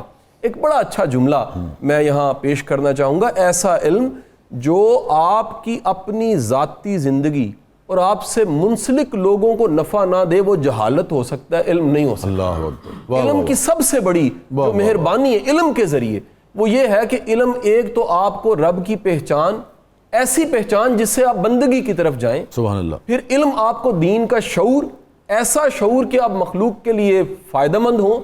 پھر دین کا مطلب ایک ایسی کسوٹی کہ آپ اچھائی اور برائی میں تمیز کر سکیں. اور یہاں پر میں نہج البلاغہ کا ایک جملہ کوٹ کروں گا کہ حضرت علی کرم اللہ وجہ فرماتے ہیں کہ یہ مجھ سے آ کے دنیا کے رستے پوچھتے ہیں, ان کو بتا دو علی آسمان کے رستے زیادہ جانتا ہے. سبحان اللہ سبحان. تو یہ کہہ لیجئے اس گھرانے سے جو خیرات ملتی ہے وہ رب کی بندگی کی, سرکار دو عالم صلی اللہ علیہ وآلہ وسلم کی محبت کی, مخلوق کی خدمت کی, اور سب سے بڑھ کے شاہ صاحب یہ سارے علم کا نتیجہ دیکھیے کہ یہ اثار, قربانی, سخاوت اس گھر میں پریکٹیکلی نظر آتا ہے. یعنی وہ سارا علم جو دنیا میں پڑھایا جا رہا ہے, خیر کا, ویلیوز کا, ایتھکس کا, آپ کمال دیکھیے کہ اس گھر میں پریکٹیکلی وہ امپلیمنٹ ہوتا نظر آتا ہے. دنیا کی کوئی بہترین مثال ویلیوز کی, ایتھکس کی لینا چاہتا ہے تو یہاں سے وہ جیسے دوات سے ڈبوتے ہیں تو آپ کی قلم کو سیاہی لگی ہوتی ہے, وہ اپنا مس کر لے, چھو لے, اس کو علم ملنا شروع ہو جائے. سبحان اللہ سبحان اللہ سبحان اللہ. ایک موقع پہ آپ نے فرمایا کہ وہ علم جو تھوڑا علم ہو مگر اس پر عمل ہو, اس علم سے کہیں بہتر ہے جس پر عمل نہ ہو. کیا کہنا, کیا کہنا حضرت. اب ذرا شجاعت پر, شجاعت علی پر ہے نا, کوئی ایسا جری, کوئی ایسا شجاع نہیں, اور عربوں سے داد لینا. سبحان اللہ سبحان اللہ. حضرت معروف جملہ ہے کہ بہادروں میں کوئی مولا علی جیسا بہادر نہیں, اور تلواروں میں ذوالفقار جیسی تلوار. کیا بات, سبحان اللہ سبحان اللہ. کاش کہ یہ جملہ آج کے نوجوانوں میں نقش ہو جائے, اللہ اور وہ جرت مند. قطع کلامی کروں گا, ارطغرل کے ذریعے جملہ کوٹ بھی کیا جا رہا ہے. جی یہ جملہ دلوں میں نقش کرنا چاہیے, اور سیکھنا اور سمجھنا چاہیے کہ جو مظلوم کے لیے کھڑا ہو, جو حق اور سچ کے لیے کھڑا ہو, اس کی کمر کبھی زمین پہ نہیں لگتی. اس کی قدرت الہی, نصرت الہی ہوتی, مدد ہوتی ہے. سبحان اللہ. اور اللہ تعالیٰ اس شخص کو, حق کی راہ میں کھڑے ہونے والے کو ضرور منزل تک پہنچاتا ہے. ارادے میں سچائی ہو, فولادی نیت ہو, تو پھر منزل مل ہی جاتی ہے. مفتی صاحب یہ فرمائیے, مجھے اگر آپ اجازت دیں اس کو شامل کر لیجیے. خیبر کی ایک تو سگنیفیکنس کیا تھی خیبر کی, اور اس موقع پر آقا نے فرمایا کہ جس کے ذریعے فتح ہوگی میں جھنڈا جو ہے وہ اس کو دوں گا. جی ہاں بالکل. اور سب کے دل میں تھا کہ یہ ہمیں نصیب ہو یا دیکھتے ہیں کہ بھی کس کو نصیب ہو. اور پھر حضرت علی اس دن تشریف لائے تھے, شعب چشمتا کہا جاتا ہے کہ آنکھوں میں کچھ کسی پریشانی کا شکار تھے آپ, آنکھوں کی ہلکی سی بیماری کے وجہ سے. سرکار اپنا لعاب دہن جو ہے وہ لگا دیتے ہیں اور آنکھیں ٹھیک ہو جاتی ہیں اور جھنڈا جو ہے وہ حضرت علی کو دے لیتے ہیں. اس کی کیا سگنیفیکنس تھی خیبر کی اور خیبر کے موقع کی جو ہے خاص طور پر؟ اچھا جی, اگر ہم خیبر سے ذرا پیچھے بدر سے آ جائیں, ٹھیک ہے, اور بدر سے پہلے بھی اگر آپ مکے سے آئیں, بالکل درست, مکے میں چونکہ مزاحمتی دور تھا, ٹھیک ہے, دعوت تبلیغ کی راہ میں سب سے زیادہ کفار کی طرف سے تکالیف پیش کی جاتی تھی, ٹھیک ہے, تو رسول پاک صلی اللہ علیہ وسلم کے ساتھ چند ایک شخصیات جو دفاع کے لیے کھڑی تھیں, ان میں سے مولا علی اور آپ کے والد گرامی حضرت ابو طالب تھے. سبحان اللہ. اور مولا علی کی بہادری کا آغاز تو اسی دن سے شروع ہو گیا تھا جس دن آپ نے رسول پاک کی دعوت کو قبول کر کے آپ کی صف میں شامل ہو گئے تھے, کیونکہ نتائج آپ کی آنکھوں کے سامنے تھے. نمبر 2, آپ کی بہادری کی اس خوبصورت رات کو نظر انداز کسی طور نہیں کیا جا سکتا کہ جب کفار تلواریں لے کر باہر کھڑے ہجرت کی رات کہ آج ہم رسول پاک صلی اللہ علیہ وسلم کو معاذ اللہ شہید کریں گے, تو مولا علی کو پتہ ہے کہ یہ بستر اس پر اٹیک ہونا ہے, اور آپ اس بستر پر بے خوف و خطر, ایسی نیند آئی نہیں کبھی مجھے ایسی سکون کی نیند نہیں آئی جو اس رات بستر مصطفیٰ کیا علم ہے یہ شجاعت تھی. شجاعت کیا ہوتی ہے شاہ صاحب؟ شجاعت ہوتی ہے کہ باطن مطمئن ہو اور کسی غیر کا ڈر اور خوف نہ رہے. مولا علی کا باطن بھی اس وقت مطمئن تھا, اس لیے چین کی نیند آئی, اور کسی غیر کا ڈر اور خوف نہیں تھا. بلکہ بعض احادیث میں ہے کہ حضرت جبرائیل اور میکائیل علیہ السلام بستر کے دونوں اطراف کھڑے ڈیوٹی دے رہے تھے مولا علی کی حفاظت کے لیے. بتایا یہ گیا کہ جو رسول اللہ صلی اللہ علیہ وسلم کے لیے اپنے آپ کو پیش کرے اس کی حفاظت وہاں سے. حضرت اچھا, خیبر تک میں نے پہنچنا تھا لیکن رستے میں نے کہا وہ آگے یہیں سے آگے چلتے ہیں. شجاعت کے حوالے مرشدی صاحب کے ساتھ جائیں گے. شجاعت کے حوالے سے ماشاءاللہ مفتی صاحب نے بڑا خوبصورت جو ہے ابتدائیہ وہ عنایت فرمایا. میں اس کے حوالے سے قرآن مجید فرقان حمید کی آیہ مبارکہ سے سہارا لے کے اس مولا علی کی شجاعت کو سلامی پیش کرنا چاہوں گا. قرآن مجید میں آیہ مبارکہ ہے یا ایھا النبی حسبک اللہ ومن اتبعک من المؤمنین. اس کا ترجمہ یہ ہے کہ اے نبی, اب مدد کے لیے ادھر ادھر کسی کی طرف دیکھنے کی ضرورت نہیں, اب دین کی خدمت کے لیے حسبک اللہ, آپ کا پروردگار بھی موجود ہے, ومن اتبعک من المؤمنین, اور علی جیسا وفا والا اور جرت کی انتہا والا آپ کا تابع دار بھی موجود ہے. تو باقی سارے جہان کی جرت مندوں کی جرتوں کو جہان سلام کرتا ہے, علی کی جرت کو قرآن سلوٹ پیش کرتا ہے. یہ ایک خاص شان ہے مولا کائنات کی. اور جس طرح مفتی صاحب نے بات شب ہجرت سے کی, آگے چلے جائیں مدینہ پاک ہم پہنچتے ہیں. بدر کا میدان پہلا بہت بڑا مارکہ ہے, پہلا فیصلہ کن مارکہ ہے, اور تاریخ اسلام میں یہ بات بڑے جلی حروف سے لکھی ہوئی ہے کہ بدر کے مارکے میں کوئی 70-72 کے قریب کافر مارے گئے ہیں, ان میں سے 37 اکیلے علی نے. ذرا اندازہ دیکھیں, 72 میں سے اکیلے 37, اور باقی بھی جو مارے گئے ہیں ان میں بھی علی کا حصہ شامل. اللہ اکبر. چھوٹے سے وقفے کے بعد واپس آتے ہیں, یہیں سے پھر کنٹینیو کریں گے. میں چاہوں گا کہ بدر کے بعد آپ سے تھوڑی سی اس پر بات کر لیں, پھر دوبارہ مرشدی صاحب کی طرف جائیں گے, پھر مجھے ذرا شاہ صاحب سے علم کے اوپر بات کرنی ہے. ناظرین چھوٹے سے وقفے کے بعد واپس آتے ہیں.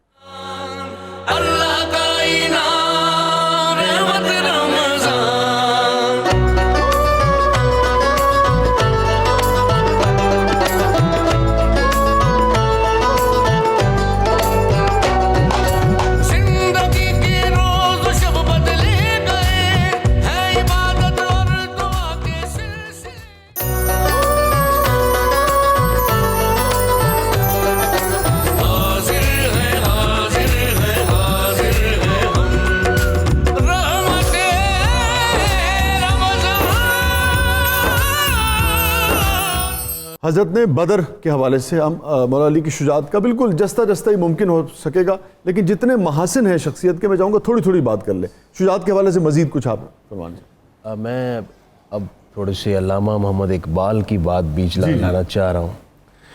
بڑے آئیڈیل اشعار آپ نے کہے ہیں, اور ان اشعار کے اندر آپ نے نہ صرف ایک مومن کی ترجمانی کی ہے، بلکہ نوجوان نسل کے لیے بالخصوص فکر کی راہ کھولی ہے۔ واہ واہ واہ، اقبال کہتے ہیں مسلم اول شہ مرداں علی، عشق را سرمایہ ایمان۔ سبحان اللہ، مسلم اول شہ مرداں واہ علی، واہ واہ، یہ بات تو سمجھ آ جی جی گئی۔ جی، اگلا جو مصرع ہے، عشق را سرمایہ ایمان، واہ واہ واہ، عشق کے لیے ایمان کا سبحان اللہ، سرمایہ مولا کیا علی کہنے، کی کیا ذات ہے۔ کہنے۔ پھر اپنی کامیابی کا راز بتا رہے ہیں، فرماتے ہیں از ولائے دودھ مانش زندہ است، واہ واہ، از ولائے دودھ مانش زندہ ام، در جہاں مثل گوہر تابندہ سبحان ام۔ اللہ، کہنے لگے ہیں کہ مولا علی کے خاندان یعنی اہل بیت کی محبت سے میں زندہ ہوں اللہ اکبر، اور اس جہان میں موتیوں کی طرح چمک رہا ہوں۔ سبحان اللہ، سبحان یہ مولا علی کی محبت نے مجھے روشنی میسر کی اور میں چمک دمک رہا ہوں۔ زمزم ار جوشد از خاک من ازوست، میں اگر ریزت از تاک من ازوست۔ اللہ اکبر، کہتے ہیں اگر میری خاک سے زمزم ابل رہا ہے تو یہ مولا علی سبحان کی اللہ، نسبت کے تو سبحان فعل ہے، اللہ، سبحان اللہ، اور اگر میرے انگور سے شراب نکل رہی ہے تو یہ مولا علی کی وجہ سے ہے۔ پھر فرماتے ہیں ہر کے دانائے رموز زندگیست، سر آسمائے علی داند کے چیست۔ ہر وہ شخص جو زندگی کے رموز جانتا ہے اسے پتہ ہے کہ مولا علی کے ناموں کے اسرار کیا ہے، یہ اسے پتہ ہے۔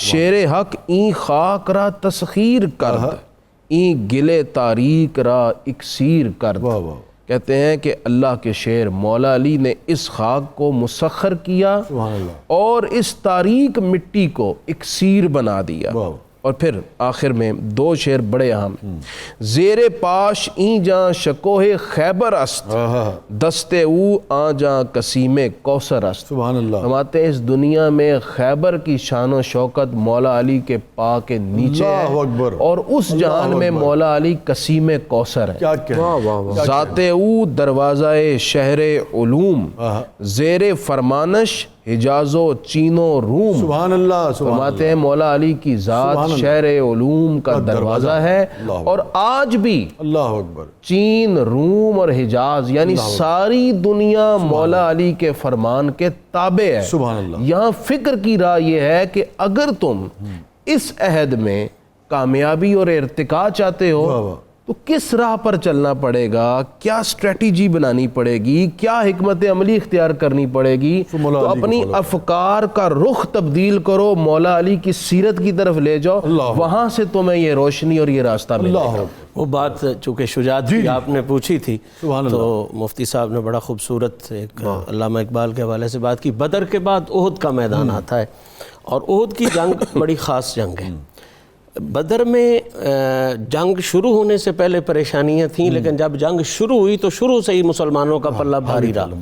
احد میں ایک لمحہ ایسا آیا ہے جب مسلمانوں کی حالت بڑی دگرگوں ہو گئی، آقا کریم زخمی بھی ہوئے، اور یہ بات پوری انسانی تاریخ مانتی ہے، اپنے بھی غیروں نے بھی لکھا ہے، حدیث میں بھی آیا ہے، تفسیر میں بھی آیا ہے کہ احد میں جس وقت مشکل ترین لمحات تھے، جی جی جی جی جی، اس وقت جو واحد ہستی جی ہاں، میدان چھوڑ کے ایک لمحے کے لیے بھی باہر نہیں نکلی اور حفاظت مصطفیٰ والا کام سر انجام دیتی رہی، وہ ہستی مولا کائنات جناب علی المرتضیٰ کی ہستی۔ آپ ہی کی للکار پر باقی صحابہ جو بکھر گئے تھے اس حملے کی وجہ سے وہ بھی اکٹھے ہوئے، اور دوبارہ بیچ میں یہ افواہ بھی پھیل گئی تھی کہ بلا شبہ اس اب اگلا مرحلہ بیان فرما دیجئے، اب اس سے اگلا مرحلہ میں زیادہ تو نہیں بیان کر سکتا، لیکن خندق اور خیبر کی طرف ضرور اشارہ کروں گا چونکہ آپ نے وہ کہا ہے اور اس پر بات نہیں، مجھے لگتا ہے پورے اس میں اس کی سگنیفیکنس بہت ہے، اس لیے میں چاہ رہا تھا خندق جو لیکن علامہ نے بھی خاص طور پہ خیبر کا ذکر کیا۔ خندق کا مرحلہ ایسا ہے جہاں علی کی شجاعت جو ہے وہ پورے جوبن پر ہے، اور پھر وہ جو جب آپ نے پرچم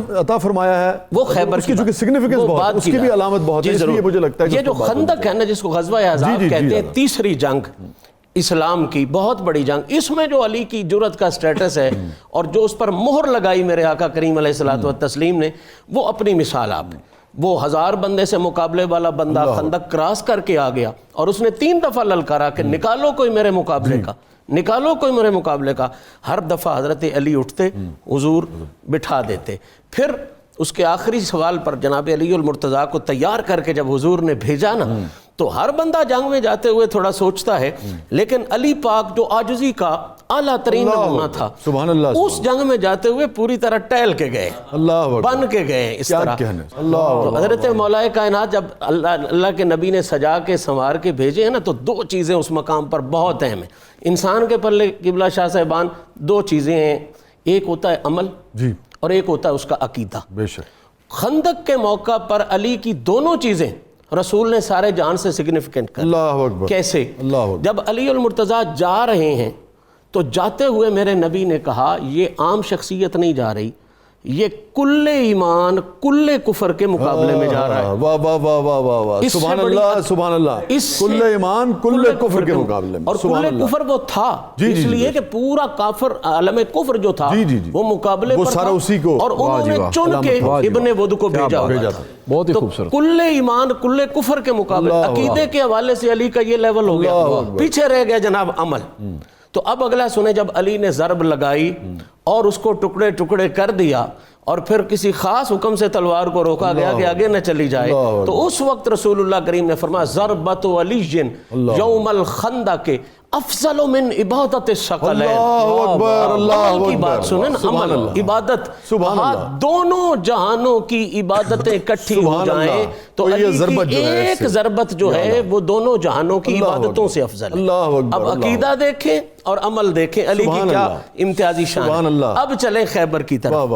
خیبر پہنچتے ہیں تو روزانہ آقا کریم بھیجتے ہیں, جنگ ہوتی ہے, فیصلہ نہیں ہوتا, پھر مولا کائنات کو طلب کیا جاتا ہے. اور شام کو میرے نبی نے یہ اعلان فرمایا, لأوتین هذه الرایا غدا رجلا یفتح اللہ علی یدیہ یحب اللہ ورسولہ ویحبہ اللہ ورسولہ.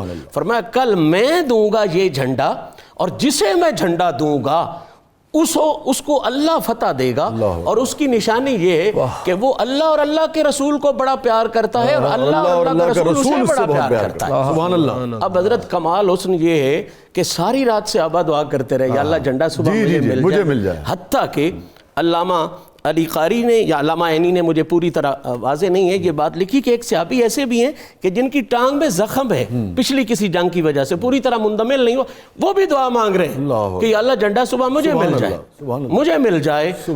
سوال تو بنتا ہے نا کہ آپ تو جھنڈا تو اسے ملنا چاہیے جو بھاگ سکے, دوڑ سکے, آپ کی تو ٹانگ ہی کام نہیں کرتی. تو اس صحابی کا دعا کرنا یہ عملاً ثابت کر رہا ہے کہ صحابہ کو یقین تھا کہ کل جس کو جھنڈا ملنا ہے نا, وہ لڑنے والے کی لڑائی کی وجہ سے نہیں ہونا, محمد کی اطاعت کی وجہ سے ہو جائے. سبحان اللہ. صبح ہوئی, حضور نے علی المرتضیٰ کو بلایا, علی پاک نے آنکھوں کی شکایت کی, سرکار دو عالم صلی اللہ علیہ وسلم نے نسخہ نہیں لکھا, گولی نہیں دی, ٹیکہ نہیں دیا, نفل بھی نہیں بتائے, وظیفہ بھی نہیں بتایا کہ چلو یہ جا کے پڑھ لو.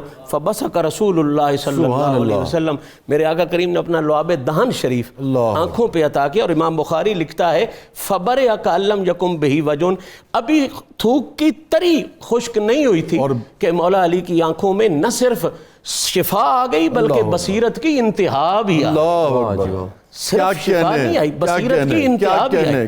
اور پھر وہ کوفہ میں جو مرحلہ آیا تھا کہ آپ نے کہا تھا کہ میں آسمانوں کے راستوں کو بھی جانتا ہوں اور زمین کو بھی نیچے تک جانتا ہوں, تو کسی نے پوچھا تھا نا کہ اتنی بصیرت کہاں سے آئی ہے, تو آپ نے فرمایا تو وظیفوں سے نہیں آئی, محمد کی تھوک مبارک کا صدقے میں آئی. تو اس دن سرکار نے جب کہا کہ جائے یہ, تو جھنڈا دے کے بھیجا, تو غیر فرار کرار, بار بار حملہ کرنے والا ہے, پیچھے ہٹنے والا نہیں ہے.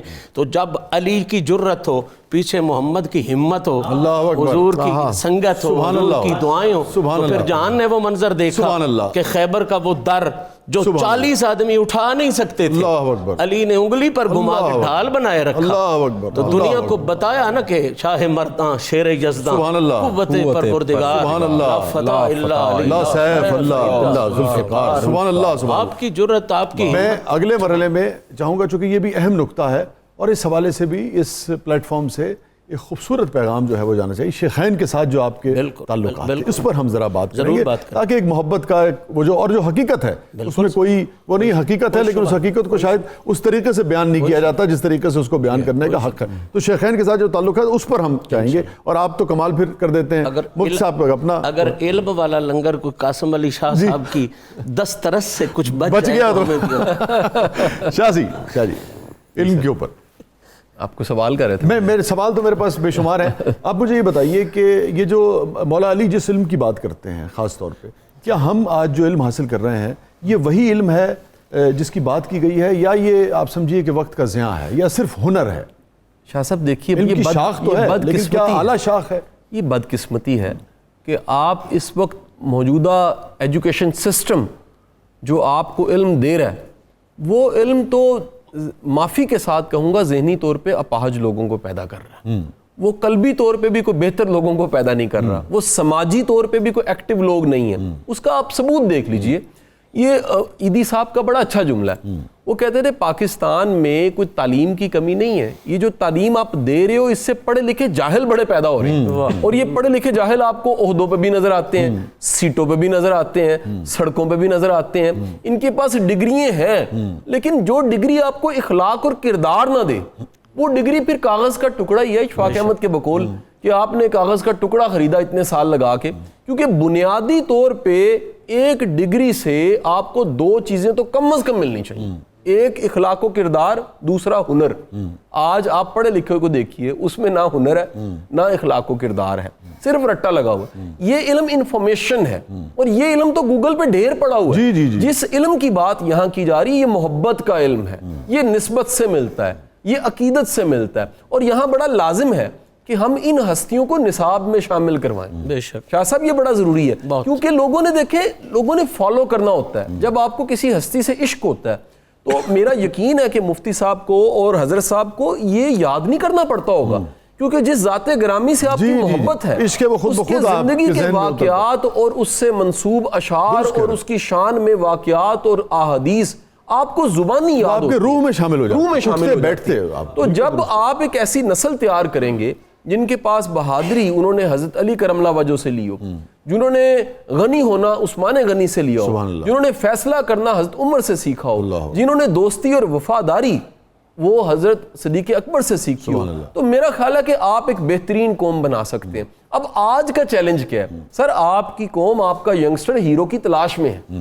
وہ ہیرو کی تلاش، وہ فکشن میں ڈھونڈتا ہے، وہ سپرمین کو پڑھتا ہے. میں بڑے دعوے سے کہوں گا وہ سپرمین، وہ بیٹ مین، وہ سارے کریکٹر جو پڑھتا ہے وہ ایک بار حضرت علی کی زندگی کو پڑھ لے، نثار کر دے گا سب چیزوں کو. کیونکہ اسے پتہ لگے گا اصل میں ہیرو کیا ہوتا ہے، اس کو پتہ لگے گا سپرمین کیا ہوتا ہے، اس کو پتہ لگے گا کہ اس کی جرت جو ہے وہ کیا جرت چاہیے جو رب پہ بھروسے سے آتی ہے اور نبی سے عشق سے آتی ہے. سو یہاں ہمیں بڑی شدید ضرورت ہے ان ہستیوں کو نصاب میں شامل کروانے کی.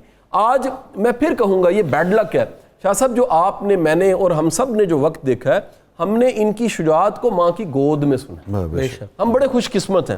لیکن آج کی ماں جو گڈ مارننگ دیکھتی ہے شو، جو آج وہ ساری خرافات دیکھتی ہے، شاید اس کے پاس بچوں کی تربیت کے لیے اتنا وقت نہیں ہے. وہ حوالے کرتی ہے آیا کے، وہ حوالے کرتی ہے کسی مونٹریسری اسکول کے. اس کو اندازہ نہیں ہے کہ جو نئی نسل چاہیے آپ کو، اس کو علی کی شجاعت پڑھائے بغیر آپ نئی نسل نہیں بنا سکتے. اللہ اکبر، اللہ اکبر.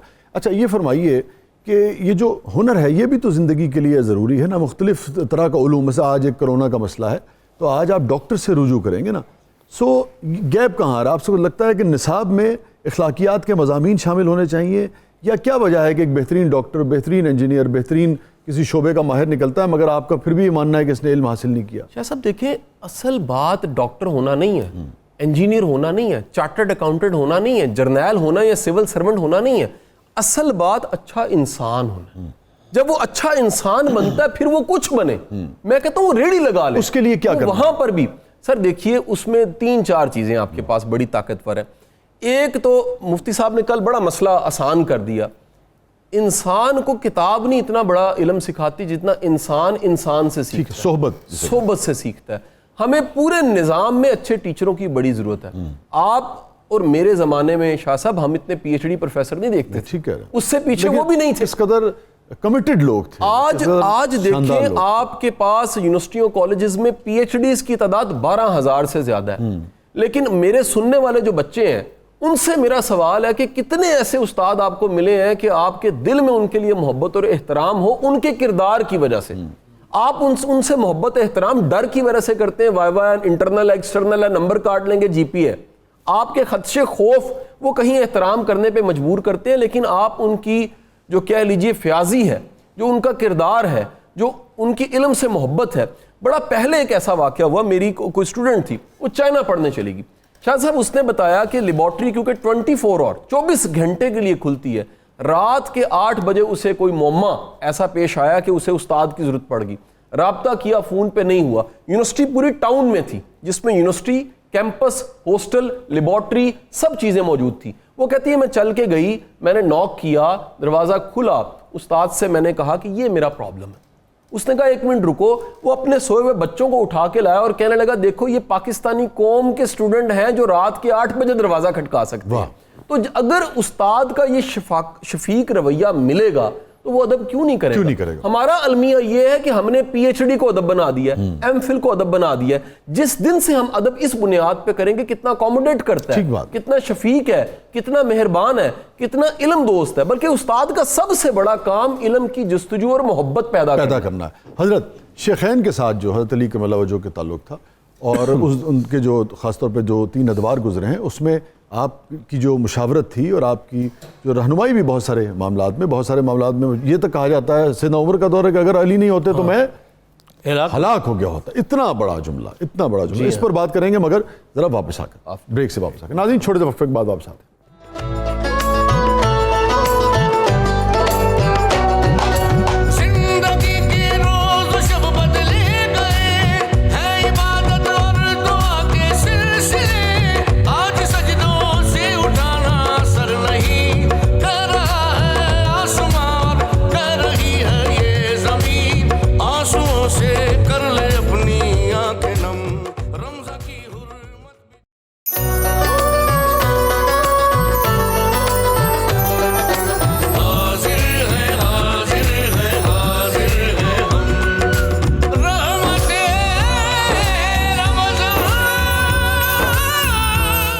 حضرت شیخین کے ساتھ جو آپ کا باہمی احترام کا محبت کا تعلق تھا اور جس طریقے سے معاملات میں سہولت پیدا کی جاتی تھی, ایک دوسرے کے لیے مدد کی جاتی تھی, اس پر قرآن مجید نے اس مسئلے پر خود نص فرمائی.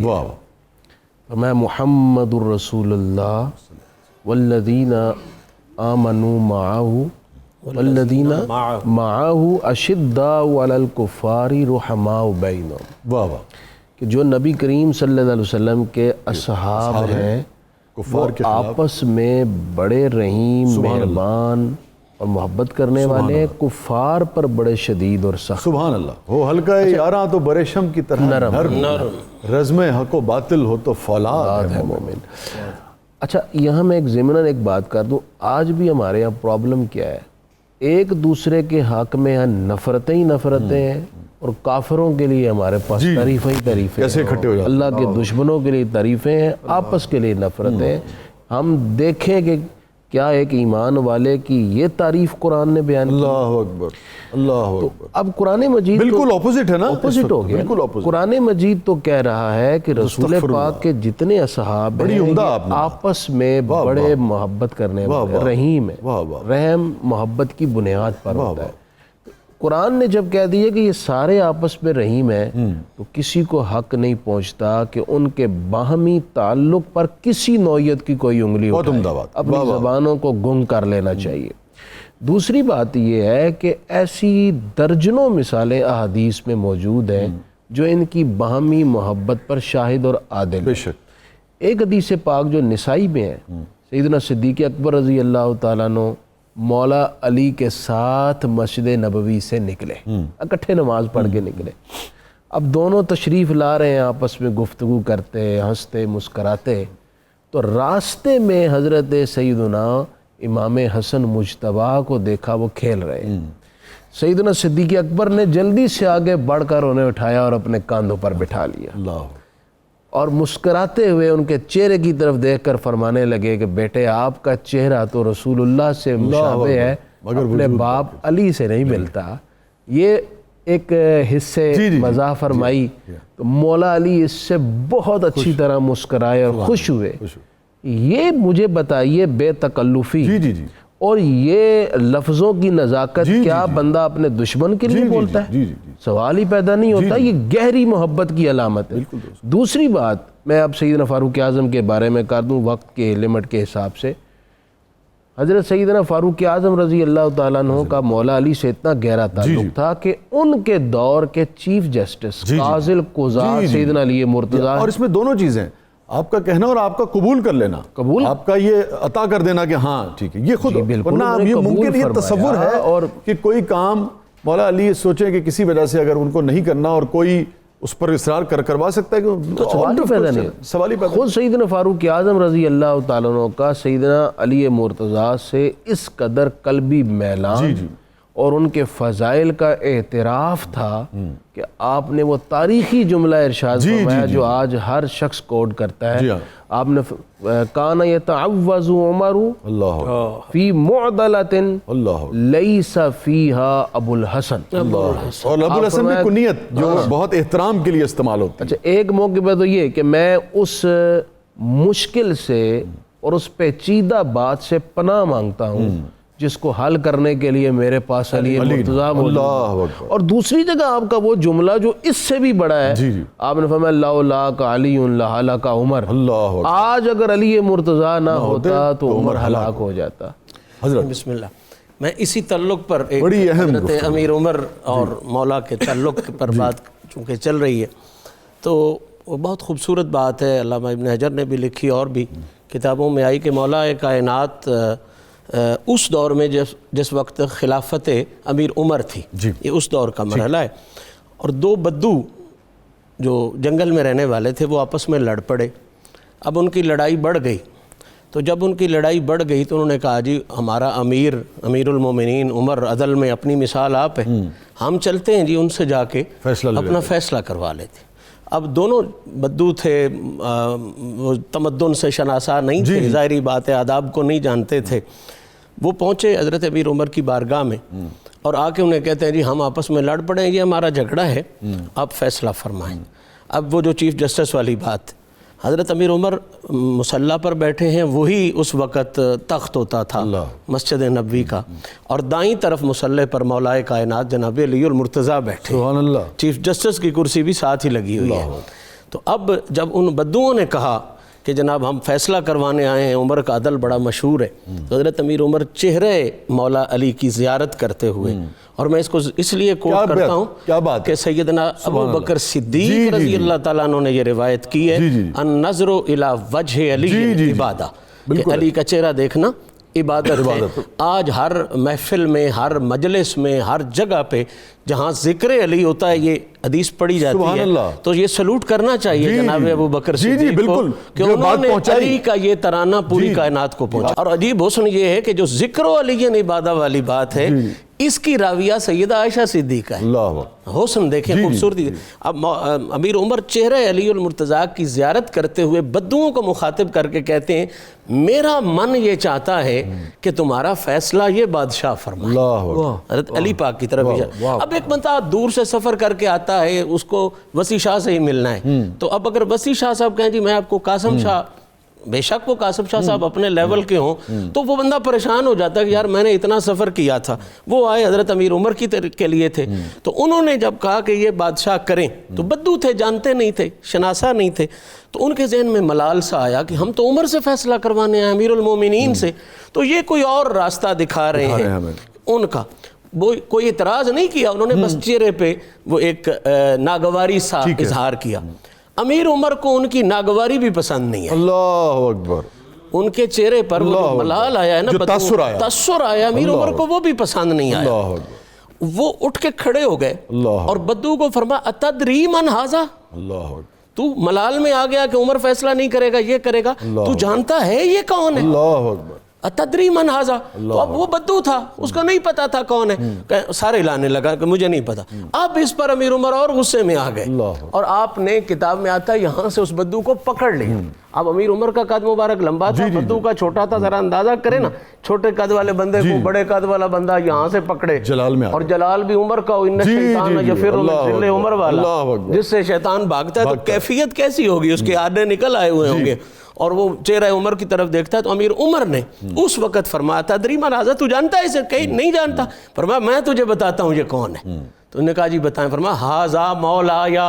اللہ اکبر. یہ الفاظ ہیں امیر عمر کے دور خلافت کے. اللہ اکبر. ھذا مولایا. ہاں، مسند خلافت کا یہ فیصلہ ہے. واہ واہ واہ. علی کا مولا ہونے کا اعلان غدیر خم میں نبی نے فرمایا، اور مسند خلافت سے اس اعلان کو دوبارہ اعلان امیر عمر نے فرمایا. کیا کہنے، کیا کہا ھذا مولایا، یہ میرا مولا ہے. سبحان اللہ. اور صرف یہ نہیں کہا کہ میرا مولا ہے، کہا وہ مولا کل مومن، اللہ اکبر. اور یہ ہر مومن کا مولا ہے. اور اگلی بات عمر ہی کہہ سکتا ہے، جس طرح آپ منیر نیازی کے بارے میں کہہ رہے تھے نا کہ یہ وہی کہہ سکتا ہے، اگلی بات عمر ہی کہہ سکتا ہے. کہا من لم یکن مولاه فلیس بمؤمن، جو اسے مولا نہیں مانتا، عمر کی عدالت فیصلہ کر رہی ہے، وہ سب کچھ ہو سکتا ہے، مومن نہیں ہو سکتا. سبحان اللہ سبحان اللہ. اب یہ ایک پہلو ہے.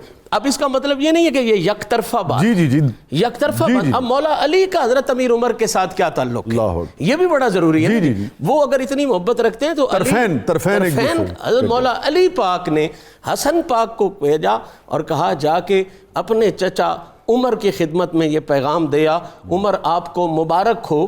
علی کہہ رہے ہیں کہ میں نے رسول اللہ سے سنا ہے کہ جس طرح یہ زمین سورج کی روشنی سے فیض یاب ہوتی ہے، جنت عمر کی روشنی سے فیض یاب، سراج و اہل الجنہ. تو یہ تعلقات. اور آپ دیکھیے جب شیخین کی بات آتی ہے تو سیدنا عثمان غنی رضی اللہ تعالیٰ جب شورش بڑھ گئی تو کس کو آپ کے دروازے پر؟ دونوں شہزادوں کو بھیجا. امام اور کس نے بھیجا؟ حضرت علی کرم اللہ وجہہ، بالکل اپنے لخت جگروں کو. بالکل، اس میں کوئی شک نہیں ہے. اور یہ تعلقات کیا تعلق ہے؟ رحماء بینہم، جس طرح مفتی صاحب کہہ رہے تھے، یہ انہی کے تعلقات کی تو تعریف خدا کر رہا ہے. اللہ اکبر. رحماء بینہم، یہ انہی کے تو تعلقات ہیں. سیدنا صدیق اکبر کے بارے میں مولا علی کا فرمان آپ سنیں حیران ہو جائیں. اور یہ بات ہر کسی نے لکھی ہے، تمام مسالک اس بات پر متفق ہیں. جب سیدنا صدیق اکبر کا وصال ہوا تو مولا علی ان کے جنازے پر آئے، اور آخری وصیت بھی سیدنا صدیق اکبر نے مولا علی کو فرمائی ہے. یہ بھی آپ یاد رکھیں، مولا علی کو فرمائی کہ غسل مجھے آپ نے دینا ہے. ذرا اختلاف سوچیں، لڑائیاں سوچیں، ذرا غسل مجھے آپ نے دینا ہے، اور غسل دے کے پھر میری میت کو رسول اللہ کی بارگاہ میں آپ نے لے کے جانا ہے، اور میری طرف سے یہ پیغام دینا ہے. تو یہ ساری وصیت اپنی جگہ پہ. اب علی پاک نے ابو بکر صدیق کی میت پہ کھڑے ہو کے جو جملہ کہا وہ انسانیت کے لیے بڑا سمجھ. فرمایا کان رفیقی وَأَحَبَّ النَّاسَ إِلَيَّ، فرمایا رسول اللہ کے بعد ابو بکر صدیق مجھے انسانوں میں سب سے زیادہ پیارا ہے. سبحان اللہ. تو یہ ہے وہ رشتے شیخین کے ساتھ. کیا کہنے بشردی صاحب، کیا کہنے اور مفتی صاحب. سبحان اللہ سبحان اللہ. میں ہمارے پاس اب چونکہ تھوڑا سا وقت کم ہو رہا ہے تو میرے پاس 3-4 چوائسیز ہیں. مجھے لگ رہا ہے کہ ہم تھوڑی سی بات پھر نہج البلاغہ پر کر لیں، علم کے حوالے سے، حضرت علی کے فیصلوں کے حوالے سے بھی ہم کر سکتے تھے، اور بھی چیزیں ہیں، مگر میرے خیال میں تھوڑی سی علم کے حوالے سے ہم بات کر لیں، اس لیے کہ اس پر مجھے لگتا ہے کہ اس فی زمانہ بہت ضرورت ہے بات کرنے کی، اور نسبتاً کم بات ہوتی ہے. میں آپ کی طرف اس طریقے سے آؤں گا کہ بتائیے کہ اب یہ علم جو ہے یہ ہمیں ہنر تو مل رہا ہے، لیکن ہمیں ہنر ایسے مل رہا ہے جیسے کسی بڑھئی کا ہے، کسی ترخان کا، کسی زلف تراش کا، اور اس کے ساتھ ساتھ ہمیں تربیت نظر نہیں آتی. ابھی کورس تو پتہ نہیں کب بنے گا، کب سوچیں گے، کب وہ ہوگا. انڈیویجولی پیرنٹس ہم کیا کر سکتے ہیں کہ ہمیں اپنے طور پہ شخصیت سازی کے لیے کہ وہ علم حاصل ہو جائے جس علم کی بات کی گئی ہے جو اعلیٰ علم ہے، صرف ہنر نہ ہو. شاہ صاحب دیکھیں، سب سے بڑا احسان ماں باپ جو بچوں پہ کر سکتے ہیں وہ تربیت ہے. بے شک. اور اس تربیت کی ابتدا یہ ہے کہ وہ خود ٹھیک ہوں. یعنی یہ نہیں ہو سکتا کہ والدین صرف نصیحت سے ان کو ٹھیک کر پائیں. یہ بڑا کمزور حصہ ہے. یعنی کہ اصلاح میں نصیحت کا حصہ کم ہے، کر کے دکھانا، عملی نمونہ ہونا، اس کے اثرات زیادہ ہیں. مجھے یاد ہے شاہ صاحب، ایک دفعہ کوئی بچوں کی تربیت پہ والدین کا سیشن تھا کسی جگہ پہ، بڑی تعداد تھی، ہزاروں میں تعداد تھی. تو میں نے ان سب سے کہا کہ 5 ایسی خوبیاں ہیں آپ چاہیں گے آپ کے بچوں میں ہوں. ان خوبیوں میں ایک تھا کہ آپ کے بچے رشتے نبھائیں، ان خوبیوں میں تھا کہ آپ کے بچے علم دوست ہوں، ان خوبیوں میں تھا آپ کے بچے سخی ہوں. اچھا وہ سب باتوں پہ اونچی آواز سے ہاں اور یس کی آواز آتی تھی. میں نے کہا جی یہ پانچوں کی پانچوں خوبیاں خود میں پیدا کر لیں, بچوں میں خود ہی پیدا ہو جائے گی. یعنی یہ آسان طریقہ یہ ہے کہ آپ بچوں کی تربیت کے لیے ہارورڈ ڈھونڈتے ہیں, آکسفورڈ ڈھونڈتے ہیں, مہنگے مہنگے اسکول ڈھونڈتے ہیں. اس سے زیادہ آسان کام یہ ہے کہ آپ اپنے تعلقات کو ٹھیک کریں اور بچوں کو عملی نمونہ اپنی شکل میں کم از کم ضرور دیں. اس کے ساتھ شاہ صاحب میں یہ کہوں گا کہ سمجھدار والدین کے لیے لازم ہے سکی کھلا دیں لیکن اپنے تعلقات ٹھیک رکھیں. واہ واہ واہ. کیونکہ ہوتا یہ ہے کہ ماں باپ کے تعلقات سے مراد ہاں یہی میں پوچھتا میاں بیوی کے تعلقات. سر ہوتا یہ آج یعنی یہ ریشو نکالی گئی ہے, پیرنٹنگ کی کتابوں میں لکھا ہے کہ 600 میں سے ایک بچے کا چانس ہے مینٹلی ریٹارڈ ہونے کا پیدائشی. اچھا یعنی 600 میں سے ایک ایسا بچہ ہو سکتا ہے جو ذہنی طور پہ اتنا مضبوط نہ ہو, لیکن 6 بچوں میں سے ایک بچے کا چانس ہے کہ اگر اس نے میاں بیوی کے جھگڑے دیکھے ہیں وہ ذہنی طور پہ پختہ نہیں ہوتا, یعنی وہ جذباتی طور پہ ڈیمیج ہوتا ہے, اس کی شخصیت میں کوئی کمی ہوتی ہے, وہ عملی میدان میں وہ اعتماد جو چاہیے اس میں پھر پیدا نہیں ہوتا. سو خوف خدا کے لیے کہ اللہ نے اگر اتنے لاکھوں کروڑوں میں سے 2 کو اکٹھا کر دیا ہے تو ان پہ لازم ہے کہ اپنے رشتے کو خوف خدا سے ٹھیک رکھیں اور بچوں کو عملی نمونہ بن کے دکھائیں. سکی کھلا دیں لیکن تربیت اچھی کریں, کم کھلا دیں تربیت اچھی کریں. آج شاہ صاحب ایک یہ بھی سوال ہے, آج کے زمانے کا سوال ہے کہ ہم مہنگے اسکول نہیں بھیج سکتے. بڑی دنیا یہ سوال کرتی ہے. میں کہتا ہوں مہنگے اسکول کا تعلق نہیں ہے, آپ کی ویلیوز ایتھکس نہ چاہتے بچوں میں چلی جاتی ہیں. ٹھیک ہے, یعنی اس میں زور نہیں لگانا پڑتا. بچوں نے اس کا تو مہنگے اسکول سے کوئی تعلق نہیں, اس کا کوئی تعلق ہی کوئی نہیں ہے. آپ بچوں کو جو کچھ دکھا رہے ہیں, جو ورت رہے ہیں, جو کر کے دکھا رہے ہیں, جو رشتے نبھا رہے ہیں, چپ کر کے وہ چیزیں بچوں اور اگلی نسلوں میں چلی جائیں گی. ٹھیک ہے. اچھا اب یہ بتائیے کہ یہ تو بات ہوگی عملی طور پہ, اس کے علاوہ علم کے حوالے سے کیا کچھ پڑھنا چاہیے, کس قسم کی چیزیں جو ہیں وہ زیر مطالعہ ہونے چاہیے کہ آدمی اگر بعد میں بھی سوچے کہ یار میں ڈاکٹر تو بن گیا ہوں لیکن مجھے اپنی شخصیت میں کچھ کمی نظر آتی ہے, اور وہ علم جس علم کی غالباً بات ہوتی ہے جو علم نافع ہے وہ اس طریقے سے میرے پاس نہیں ہے, تو آدمی کو ذاتی طور پہ کیا کر سکتا ہے؟ شاہ صاحب پچھلے کئی سالوں سے 3 دہائیاں تو میں گواہ ہوں کم از کم, اس معاشرے میں خلاصہ زیادہ بکے, نوٹس زیادہ بکے. ہم نے زندگی میں کبھی خلاصہ نہیں, میں مطلب بڑے دکھ کے سے آتی ہے باتیں کہہ رہا ہوں. بالکل فوٹو کاپی کی دکانوں سے فوٹو کاپی کیے نوٹس زیادہ بکے, درسی ٹیسٹ پیپر زیادہ بکے ہیں.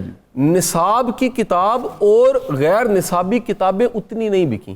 ہم جن قوموں کی مثالیں دیتی ہیں بڑی ترقی کر گئے, ذرا ان کے عادات اطوار دیکھیے.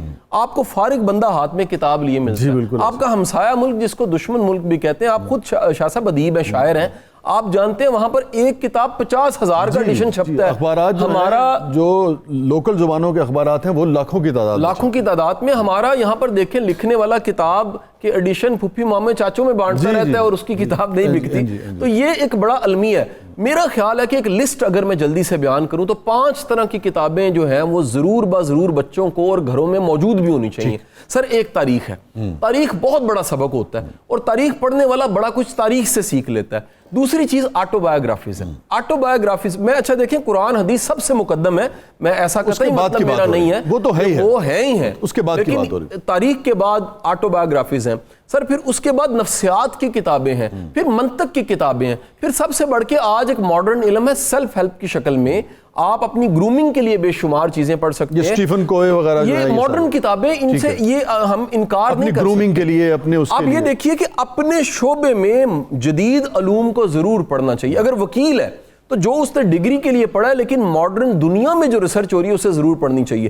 ڈاکٹر ہے وہ اپنی MBBS کی ڈگری کے بعد بھی پڑھتا رہتا ہے تو قابل ڈاکٹر رہتا ہے. اگر پڑھنا چھوڑ دیتا ہے تو پھر اس کے پاس کوئی خاص علم نہیں ہوتا. سو میرا ماننا یہ ہے کہ اپنے زمانے کے علوم کو بھی سیکھنا چاہیے, یہ بڑا ضروری ہے. ٹھیک ہے. اور اس میں جو سیکھیں تو صرف ڈیل کارنیگی, کیا نام تھا ان کا سر, دیکھیں وہ نہ پڑھیں, صرف پیسے کے لیے نہ پڑھیں نا. میں کہتا ہوں سر دیکھیں, یا پیسے کے لیے پڑھیں. سر دیکھیں آپ کا علم اگر آپ کو مخلوق کے قریب کرتا ہے خدمت کی شکل میں تو ضرور پڑھیں. لیکن اگر آپ کو ممبر سے ملی علم اور تعلیم بھی تفریق سکھاتا ہے, فتوے لگانا, نفرتیں کرنا سکھاتا ہے, نہ سیکھیں. آپ نے کتنی ویڈیوز کی ہیں کہ بہت پیسہ آ جائے گا فلانا چیز پڑھو؟ ایک بھی نہیں. اچھا وہ ڈیل کارنیگی ایک زمانے میں بہت بکتا تھا لیکن اس سے حاصل اصول کچھ بھی نہیں ہوتا تھا. اچھا حضرت, اب ہم بات کریں گے تھوڑی سی نہج البلاغہ پر, خطبات پر, اور اس سے کیوں پڑھنی چاہیے اور کیا کچھ اس سے حاصل ہو سکتا ہے؟ کیسے شخصیت سازی ہو سکتی ہے اور اصل علم کیا ہے؟ نہج البلاغہ کتاب مولا علی کرم اللہ تعالی وجہہ الکریم کے شہادت کے تقریباً 400 سال بعد لکھی گئی، اور لکھنے والے نے اپنی دانشت اور اپنی تحقیق کے مطابق مولا علی کے اقوال، آپ کے خطبات اور خطوط کو جمع کیا ہے۔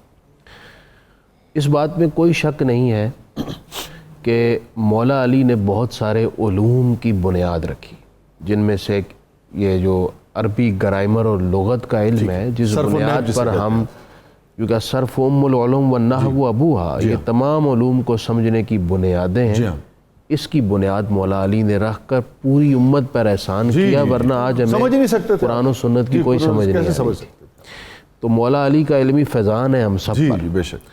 مولا علی کے تقریباً 241 خطبات اور 79 آپ کے خطوط اس نہج البلاغہ کے اندر جمع کیے گئے ہیں، اور اس کے علاوہ 489 آپ کی مختلف چھوٹی بڑی سپیچز، آپ کے اقوال کو جمع کیا گیا۔ اگر ہم اس پر ایک طائرانہ نظر ڈالیں، سطحی نظر جسے کہتے ہیں، تو نہج البلاغہ فصاحت و بلاغت کا ایک خوبصورت شاہپارہ ہے۔ چھوٹے چھوٹے قول کے اندر دنیا جہان کے فوائد اور حکمتیں سمو دی گئی ہیں۔ ان اقوال کی جو جامعیت ہے، یہ اس بات کی طرف اشارہ کرتی ہے کہ یہ مولا علی کے ہی اقوال ہیں۔ مثلا آپ کے ایک دو قول میں آپ کو سناؤں۔ آپ فرماتے ہیں کہ شریف انسان اس وقت بے قابو ہوتا ہے جب وہ بھوک کا شکار ہو، اللہ، لیکن کم ظرف اور پست فطرت انسان اس وقت بے قابو ہوتا ہے جب وہ شکم سیر ہو، اس کے پاس سب کچھ ہو لیکن پھر بھی وہ سوکھا درخت ہو، اس کی ذات سے کسی کو کوئی فائدہ نہ ہو۔ آپ نے اپنے بیٹے حضرت امام حسن کو 4 باتیں بتائیں جو پوری زندگی کا سلیبس ہے۔ سبحان اللہ۔ میں گزارش کروں گا ناظرین کی خدمت میں، یہ باتیں آپ اپنے بچوں کے ذہن میں ڈال دیں۔ ناظرین بغور ذرا سنیے، سبحان اللہ، بڑے عمدہ۔ آپ نے فرمایا کہ بیٹے حسن، سب سے بڑی دولت عقل ہے، اللہ، عقل ہے، دانش ہے، حکمت ہے، اور سب سے بڑی غربت حماقت اور بے وقوفی ہے۔ اللہ، سب سے ناپسندیدہ چیز تکبر ہے، اور سب سے اچھا طریقہ حسن اخلاق۔ سبحان اللہ۔ یہ 4 باتیں شاہ جی نچوڑ ہیں زندگی، سبحان اللہ، سبحان اللہ۔ جو ان 4 باتوں کو شامل کر لے، گویا کہ 4 نور ہیں جو اس شخص کی شخصیت اور اس کے کردار کی تکمیل کرتے ہیں۔ سبحان اللہ۔ ایک آپ کا اور فرمان، آپ فرماتے ہیں کہ احمق کی صحبت سے بچو، جاہل، احمق، بے وقوف کی سوسائٹی سے بچو، وہ اپنی دانش میں تمہیں فائدہ بھی پہنچانا چاہے تو بھی نقصان دے دے، اور سنو سب لوگ سوئے ہوئے ہیں، جاگیں گے اس وقت جب موت آئے گی۔ جب موت آئے گی۔ سبحان اللہ۔ حضرت وقت تھوڑا سا ذرا محدود ہو گیا ہے، معذرت، لیکن میں چاہوں گا کہ ضرور آپ اس پہ اپنی رائے دیں۔ مولا کے اقوال کے حوالے سے بات ہے، چونکہ آج دن ہے آپ کی شہادت کے قریب کا، اور آج کی شام اور کل کے دن میں جو مولا نے امام حسن پاک، امام حسین پاک اور اپنے شہزادوں کو جو وصیت فرمائی ہے نا، میں سمجھتا ہوں ہم لوگ زندگی بھر وہ 14 نکات قائد اعظم والے یاد کرتے رہے، اپنی جگہ وہ بھی اہم تھے، لیکن اگر یہ 14 نکات کوئی انسان یاد کر لے تو میں صرف یہ نہیں کہوں گا کہ اس زندگی میں نہ اسے اس زندگی میں کوئی کمی آئے گی، نہ اسے اگلی زندگی میں کوئی سبحان اللہ، سبحان اللہ۔ چونکہ یہ نکات بتانے والا وہ ہے جو دونوں جہانوں میں عزتوں کا امین ہے۔ اللہ اکبر۔ امام حسن جیسی ہستی، امام حسین جیسی ہستی، میں بالکل سچی بات کر رہا ہوں اور حقیقت کہہ رہا ہوں، انہیں سمجھانے کے لیے یہ نہیں کہا گیا، وہ تو ہمیں انہیں سنا کے ہمیں سمجھانے تعلیمات کے بالکل کوئی بندہ یہ نہ سمجھے کہ ان میں کوئی کمی تھی، انہیں کو مولا نے فرمایا، انہیں سنایا گیا، ان کے ذریعے سے ہمیں سمجھایا گیا۔ بالکل درست۔ اب ظاہری بات ہے جن کے لیے آیت تطہیر آئی ہوئی ہو، انہیں تقوی کا سبق دینے کی کیا ضرورت ہوتی ہے؟ لیکن مولا فرما رہے اوصیکم بتقوی اللہ، سب سے پہلے میں تمہیں تقوی کی وصیت کرتا ہوں۔ پھر اگلی بات فرمایا پھر تمہیں میں یہ وصیت کرتا ہوں کہ تم ظالم کا ساتھ نہ دینا اللہ اکبر، اور مظلوم کا ساتھ کبھی چھوڑنا. اللہ اکبر، واہ جی واہ. اور پھر فرمایا کہ اللہ اللہ فی الیتام، یتیموں کے معاملے میں اللہ سے ڈرو. جی جی اور 14 تو میں اب پورا کروں گا تو آپ کے ہاتھ کا اشارہ جو ہے جی. وہ اصل میں کسی مجھے اور. بار بار چونکہ بریک کے لیے میرا دل تو چاہ ہی نہیں رہا ہے کہ یہ اچھا بریک کے بعد اگر اس کو کر لیں. اصل میں بریک کے بعد ہمیں قصیدہ غوثیہ کی طرف اچھا چلیں، میں 14 تو پورے نہیں کر سکوں گا، ظاہری بات ہے، وہ اتنی ایک اور کر خوبصورت حقیقت ہے. میں 5 کی نسبت سے چلے 14 کی نسبت سے پہلے 5 کی نسبت آ جاتی ہے، تو 5 کی نسبت سے میں 5واں کال عرض کر دیتا ہوں. آپ نے فرمایا کہ قرآن کے معاملے میں اللہ سے ڈرو. اور کیا مطلب؟ یہ بات بڑی سمجھنے والی. یہ نہیں کہا کہ اس کی تلاوت کیا کرو، یہ بھی نہیں کہا کہ اس کے ختم پڑھا کرو جس طرح آج ہم کرتے ہیں، یا اس کے وظیفے جو ہے وہ بتایا کرو. فرمایا تم سے قرآن پر عمل کے بارے میں غیر تم پر سبقت نہ لے جائے. اللہ اکبر، سبحان اللہ سبحان اللہ سبحان اللہ. ناظرین گرامی، نہج البلاغہ کا ذکر ہو رہا ہے اور اتنی خوبصورت گفتگو ہے. ہم کل جب شہادت حضرت علی کرم اللہ وجہہ پر بات کریں گے تو کوشش کریں گے کہ کل بھی لازم بات ہے علم کے حوالے سے بات جو ہے تو کل بھی جو آج تھوڑی سی تشنگی رہ گئی ہے اس پر ہم کل بات کر لیں گے. ایک مرتبہ حضرت علی نے فرمایا کہ ظرف کتنا امپورٹنٹ ہے، کہ پانی کا قطرہ جو ہے وہ سیپ کے منہ میں اور سانپ کے منہ میں ایک جیسا ہی گرتا ہے، مگر ظرف جو ہے وہ سانپ کے ہاں اس کو زہر بنا دیتا ہے اور سیپ کے ہاں اس کو موتی بنا دیتا ہے. چھوٹے سے وقفے کے بعد واپس آتے ہیں.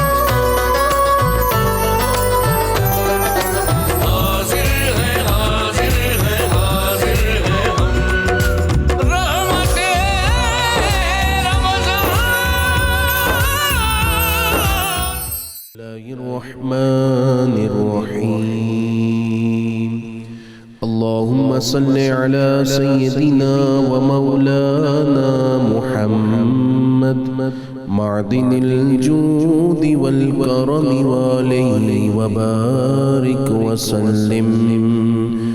يا شاہ جیلان یا شاہ جیلان یا شاہ جیلان یا شاہ جیلان. سقاني الحب كاسات الوصال فقلت لخمرتي نحوي تعالي سعت ومشت لنحوي في كؤوس فهمت بسكرتي بين الموالي فقلت لصائر الأقطاب لموا بحالي وادخلوا وانتم رجالي وهموا واشربوا وانتم جنودي فساق القوم بالوافي ملالي شربتم فضلتي من بعد سكري ولا نلتم علوي واتصالي مقامكم العلا جمع ولكن مقامي فوقكم ما زال عالي. يا شاہ جیلان یا شاہ جیلان یا شاہ جیلان یا شاہ جیلان. أنا في حضرة التقريب وحدي يصرفني وحسبي ذو الجلال أنا البزي واشهب كل شيخ ومن ذا في الرجال يعطي مثالي كساني خلعة بطراز عزم وتوجني بتيجان الكمال واطلعني على سر القديم وقلدني وعطاني سؤالي وولاني على الأقطاب جمعا فحكمي نافذ في كل حال فلو ألقيت سري في بحار لسار الكل غورا في الزوال ولو ألقيت سري في جبال لدكت واختفت بين الرمال ولو ألقيت سري فوق نار لخبدت والتفت من سر حالي ولو ألقيت سري فوق ميت لقام بقدرة المولى تعالي. يا شاہ جیلان یا شاہ جیلان یا شاہ جیلان یا شاہ جیلان. وما منها شهور أو دهور تمر وتلقدي لا تالي وتخبرني بما يأتي ويجري وتعلمني فاقصر عن جدالي مريدي هموتي واشتح وغني وافعل ما تشاء فالاسم عالي مريدي لا تخف الله ربي عطاني رفعة نلت المنال طبولي في السماء والأرض دقت وشوس السعادة قد بدالي بلاد الله ملكي تحت حكمي وقتي قبل قلبي قد سفالي مريدي لا تخواش فإني عزوم قاتل عند القتال نظرت إلى بلاد الله جمعا كخردلة على حكم اتصالي درست العلم حتى صرت قطبا ونلت السعد من مولى الموالي يا شاه جيلان يا شاه جيلان يا شاه جيلان يا شاه جيلان فمن في أولياء الله مثلي ومن في العلم والتصريف حالي رجالي في هواجرهم صيام وفي ظلم الليالي كاللآلي وكل ولي له قدم وإني على قدم النبي بدر الكمال نبي هاشمي مكي جازل وجدي به نلت الموالي أنا الجيلي محي الدين اسمي وأعلامي على رأس الجبال أنا الحسن والمخضع مقامي وأقدامي على عنق الرجال وعبد القادر المشهور اسمي وجدي صاحب العين الكمال تقبل لي ولا تردد سؤالي أغثني سيدي انظر بحالي يا شاه جيلان يا شاه جيلان يا شاه جيلان يا شاه جيلان اللهم صل على سيدنا ومولانا محمد معدن الجود والكرم وآله وبارك وسلم يا رحمن يا الله يا رحمن يا الله يا رحمن يا الله يا رزاق يا الله يا رزاق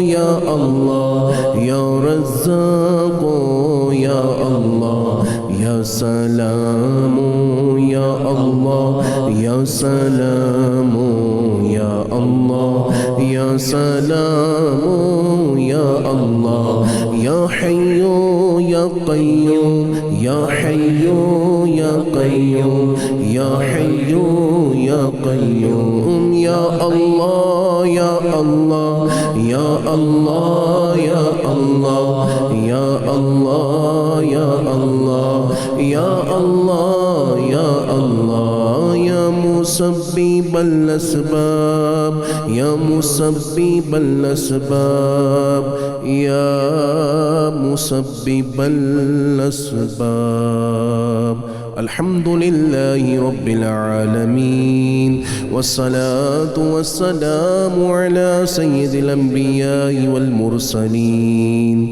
اللهم احفظنا من كل بلاء الدنيا وعذاب الآخرة پروردگار عالم بوقت افطار قبولیت کی گھڑیاں تیرے حضور التجا ہے ہمیں یہاں سیٹ پر بیٹھے ہوئے تمام ہمارے ممبرز جتنے ناظرین ہمیں دیکھ رہے ہیں ان سب کو ان کی فیملیز کو اپنی طرف سے بخشش رضا خوشنودی دنیا و آخرت میں معافی عطا فرما دے پروردگار ہمیں ہمارے گھر والوں میں ہمارے دیکھنے والوں کے گھر والوں میں جو جو بیمار ہیں اور جس طرح کے مرض میں مبتلا ہیں حسنین کریمین کا واسطہ مولا کائنات کی عظمتوں کے طفیل سب بیماروں کو شفا عطا فرما دے جس سے ڈاکٹرز نے لا علاج کہہ دیا تیرے بارگاہ میں کوئی لا علاج نہیں